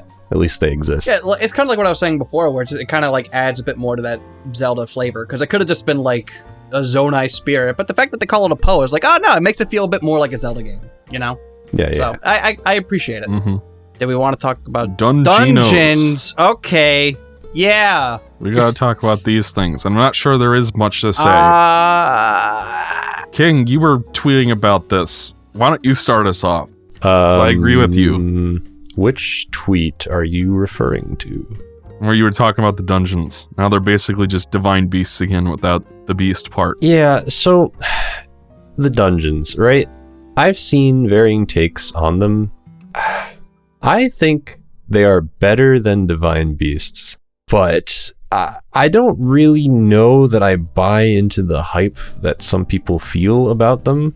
Like, I don't really personally get it because I got a lot of pushback on this, but like I really do think that they are kind of just divine beasts, and I don't mean that in the like aesthetic sense. Obviously the benefit of them is that they don't all look the same. I get that, I appreciate that, but also, and I remember somebody this is probably just the case of like there's always gonna be one guy that disagrees with you, but somebody was really confused when I was trying to explain that they are mechanically the same. And what I mean is that you in the Divine Beasts, you go to 5 terminals and then you fight the boss. And that's what you do in these dungeons. Like, I don't even necessarily mean that in a demeaning way. That just is the case. They're structured exactly the same. There's 5 terminals that you go to in any order you want, and then you fight the boss. Like, really, the way that they've switched it up fundamentally is that I think that they are a lot more aesthetically pleasing, for one. They all have unique boss fights, and those are important things that make them, I think, better than Divine Beasts were. And I think that their puzzle design, for the most part, is a little bit more like navigationally interesting and a little bit more, because of probably the Ultrahand mechanics and stuff like that, a little bit more thought-provoking than they were in Breath of the Wild. If I can add something to that. Like, before you even get to the dungeons, you talk with one of the... You get partners, essentially, for each of these dungeons. Yeah. And each of these people have an ability. I have seen people equate these abilities to having an item from a Zelda game because they're used in the same way, in the sense where it's like you are using this ability to progress with the dungeon. I think on paper it's the same, but in execution, it's you walk up to a thing, you go up to your character, you press, you activate their ability, and then you activate the terminal. Because that's how you do it. You just activate the terminal by using their abilities. Like, you don't use their abilities to solve puzzles. You do it to flip a switch. Yeah. And I think that's different. Yeah, certainly. So, I'm walking a fine line here because I do like these dungeons, actually. I struggle to think that they really are some of my favorites across the series. Mm-hmm. I think really what it is, and sorry to interrupt you, is that like when I think back to like the Arbiter's Grounds from like Twilight Princess, for example, like that feels like an interconnected labyrinth full of puzzles. It really gels. It feels like a real place, and that the experience of exploring that has a fundamentally different feel than like the Fire Temple in this game, or even like the Water Temple, where it's just like they're small because you can do everything in the same order. I understand why they're built that way. That's just kind of how this game is, the kind of vibe it's going for. But like without a golden path through these dungeons, like an expected path that you're intended to go on, solve puzzles along the way, it doesn't really feel like a dungeon. It just feels like you took 4 or 5 shrines and kind of mashed them together into an arc shape, if that makes sense. And it's a fundamentally different feel from dungeons from the older games. Yeah. I also think with linear dungeon design, like how we had in the other Zelda games, I feel like you can do a lot more to make them stand out. You can give them more interesting set pieces. And I think in that sense, like it makes it more memorable, because like I'm just looking back at the Water Temple in this game, and I just remember being plopped in this like the Water Temple. I think the Water Temple is the worst one. That one I think is definitely the worst one. It's like, some people say the Wind Temple. I don't agree. I think the Water Temple is, I guess if you count the lead up to it, it makes it a little bit more interesting, but like the actual part where you're doing the terminals is like, I did not really care for it at all. It just feels like a bunch of crap thrown together with no cohesion, nothing, you know? And if I may use an expression, it's like all the individual elements of like, say, the Water Temple. Like there's that one puzzle where you have like the spinning thing and there's a switch inside it you have to hit. The individual puzzles are fine. The pieces are fine. It's just they don't come together into a satisfying whole. Yeah, basically, yeah. It has the same, because like, I think it solves some problems I had with Divine Beasts, but still maintains the feeling of them just, they feel like a bunch of shrines thrown together. And it's a little bit unfortunate that is still the case. I think that I would have been more okay with them being like that if, one, there were more dungeons like Hyrule Castle. Yeah. To supplement these, and 2, if you were truly allowed to do them whenever you wanted. I was reading an interview where their guiding philosophy for this game, especially after Breath of the Wild, was to truly make the most open experience they could, where you feel like you could go from the sky to the land of the depths, or just basically to do anything. And that rings true for everything except still the dungeons. And it really, really annoys me that this is still the case, because in this game, there is a dungeon you can do whenever you want to do it. And it feels like there was a compromise that they felt like they had to make, in the sense that you needed to do the traditional build-up with the to get to their dungeon. And so to do that, you have to go down and you have to talk to them and you have to do their events and you have to do their story thing. And it makes the dungeons feel like really even more out of place, especially because they let you enter them. Because at least Divine Beasts, you just can't enter them. They don't let you do it. So it's like, okay. But in this game, you can enter each of the dungeons, except I think like the Lightning Temple. I don't think you're allowed to go in there. But the other ones, like I flew up to the Water Temple, did the terminal. There's a red X. You just can't do anything there. You can solve all the puzzles, but then you can't activate the terminals. And it's really jarring that they let you do that. Like it just feels really weird, especially because, as I said, as long as you have enough hearts, this is what I did. The second dungeon I ever did was the Spirit Temple, because you can just fly in there. And that's what I did. I was like, what's this place? So you fly into the doorway place. And I had enough hearts. I opened the door and all of a sudden I was in a dungeon. And I was like, holy f***ing shit, that was awesome. Like, and it didn't make you do any weird bullshit beforehand, which I understand why it's there and why they wanted you to do it. But I almost wish that they had thought that it just wasn't there in the same sense, or it was structured differently, or they allowed you to do it like in any way that you wanted without forcing you down a path, because as it stands, it's like the only main piece of content that is built that way.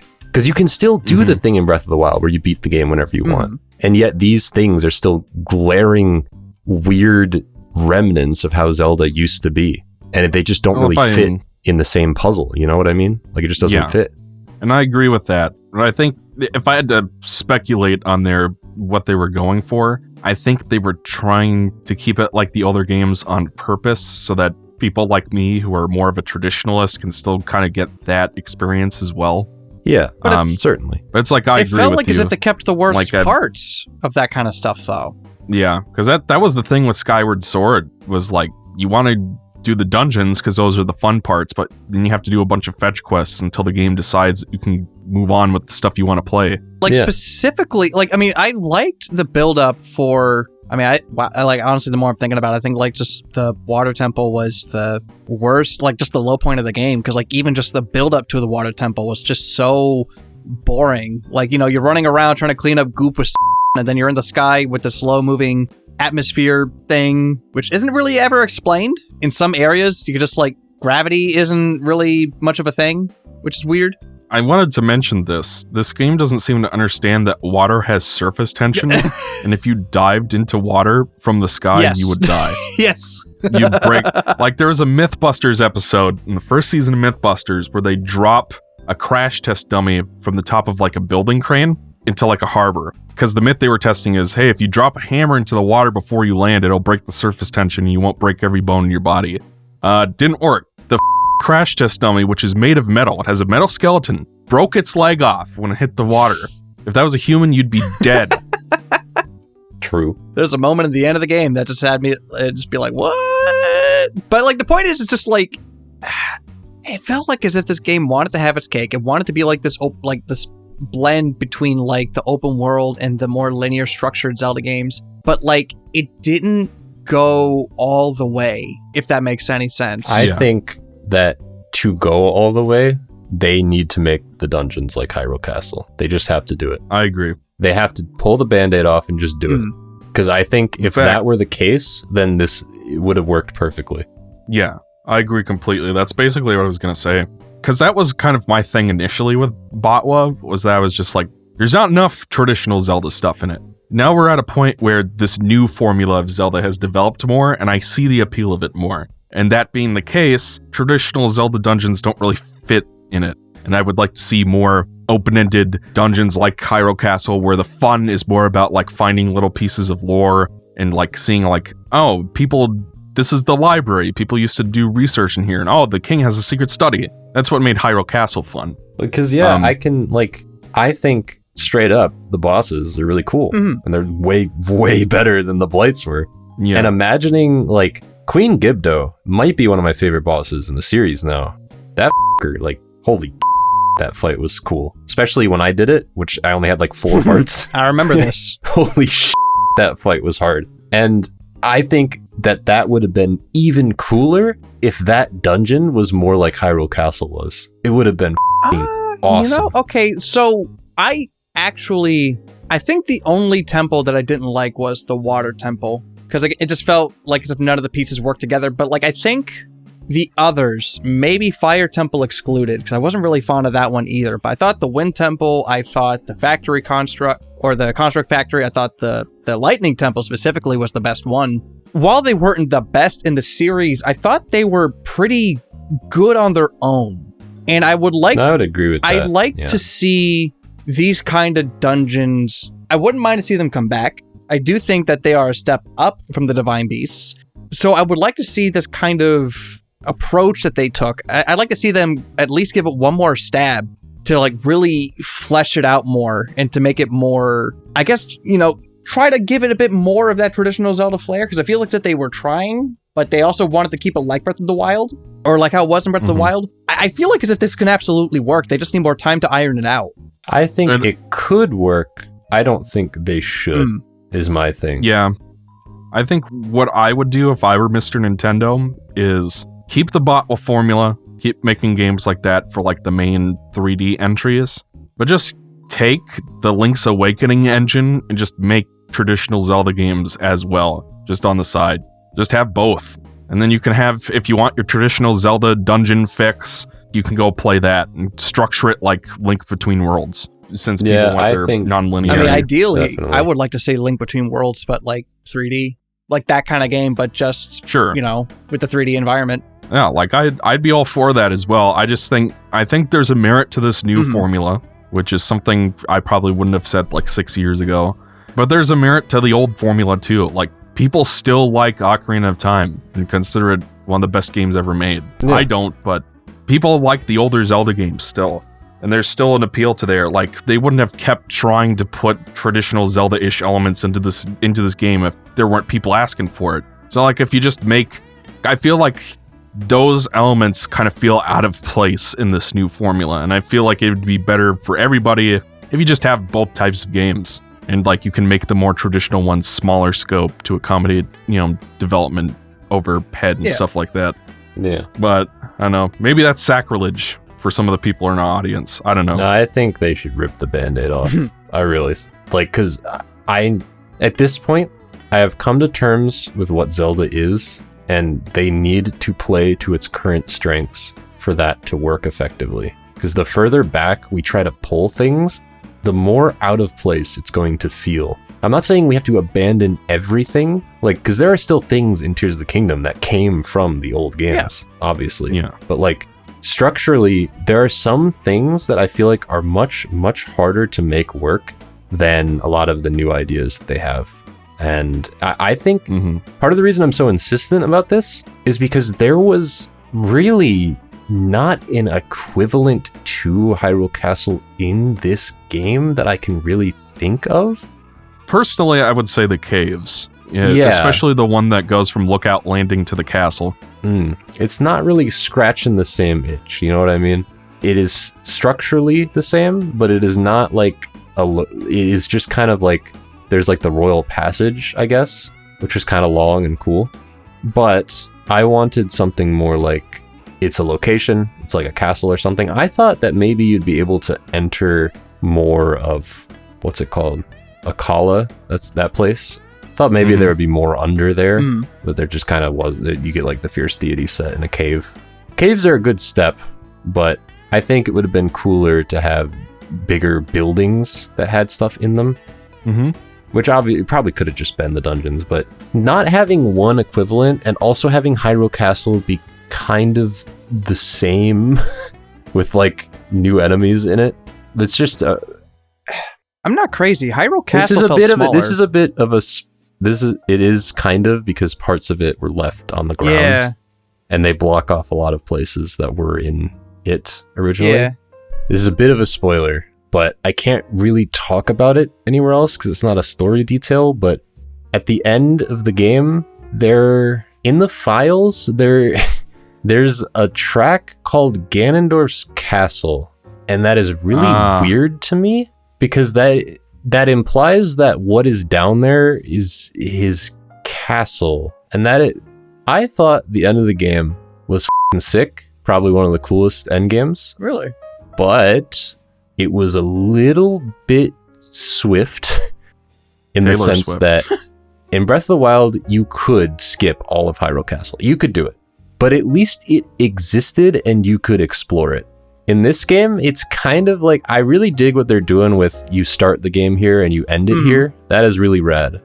But it is kind of disappointing that his lair is kind of just a series of hallways that you jump down. Yeah.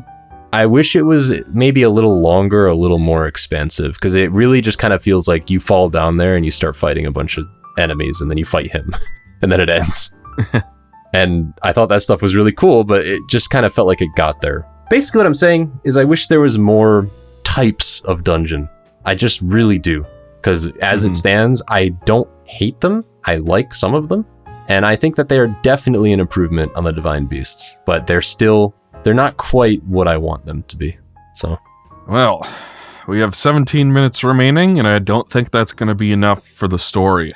So it looks like we're going to have to reconvene at some point and talk about the story and other spoilery stuff. Yeah, probably. Well, that's probably going to have to encompass the final boss and like that as well. Oh, yeah. Yeah, as well. Yeah. I guess for now, really enjoyed this game, even if there are some prominent flaws to it. I guess where I would like to close out on is I was fine with this game reusing assets in content from Botwa because I never really liked that game much to begin with, so I forgot a lot of it, and because I felt like it improved on that base so much. But the next game needs to be more original. You can't just keep reusing the same high roll. Will do that. I can't see them doing a third one that is just this again. Yeah. I don't think that will happen. I don't think so either, but I do just want to throw that out there. It's kind of like it's the Force Awakens principle. It's like, all right, you redid one thing, now do something new. Yeah. Don't just do the same thing over and over again, because that was the whole problem with Zelda in the first place, is they locked themselves into a specific formula. There were alterations where, like, Wind Waker was on the sea, Majora's Mask had the time system, Twilight Princess had Twilight insects, and Skyward Sword had the sky. Like, they tried to vary it up, but, like, just towards the end, it just felt like the trend of those games was becoming more linear, more formulaic. And if they keep doing the same thing with this new formula, it's gonna get old as well. Because that is kind of a thing with this game, where it's like the opening is the same. You go do 4 shrines and you unlock all your mechanics. There are roughly the same amount of Divine Beast equivalents. There's an equivalent of the memories from the last game. Final dungeon is kind of a similar idea to the last game. And if they just keep hitting those same beats over and over again, it's gonna get old. So they need to kind of shake things up a little bit structurally in the next game. I genuinely have no problem saying that I loved Breath of the Wild, and I also very much love this game, more so than Breath of the Wild, and I would love to see what else they can do regarding Tears of the Kingdom. Like, I would love to see this game get expanded upon, DLC. I'd love to see it. But in terms of, like, the next game, I'm done with this Hyrule. I'm done. I think most people are. Let's see what else is out there. Let's see what's out there. It doesn't even have to be Hyrule. The best Zelda game ever made doesn't even take place in Hyrule, And those are the ones I find the most interesting. Like Spirit Tracks I thought was really cool. Phantom Hourglass had a cool setting. Majora's Mask had a really cool setting. The Link's Awakening and the other Game Boy, the Oracle games. It doesn't have to be about Hyrule. Expand. Do something new. I'd love to see that. Yeah. That goes for the story, too, which we'll talk about next time. Yes. And hopefully we won't have a fan fiction to interrupt us. Oh, we still have 2 more left we could read for the next part if you want. No! Stop it! You have any final thoughts, King? No, it's an incredible game, I think.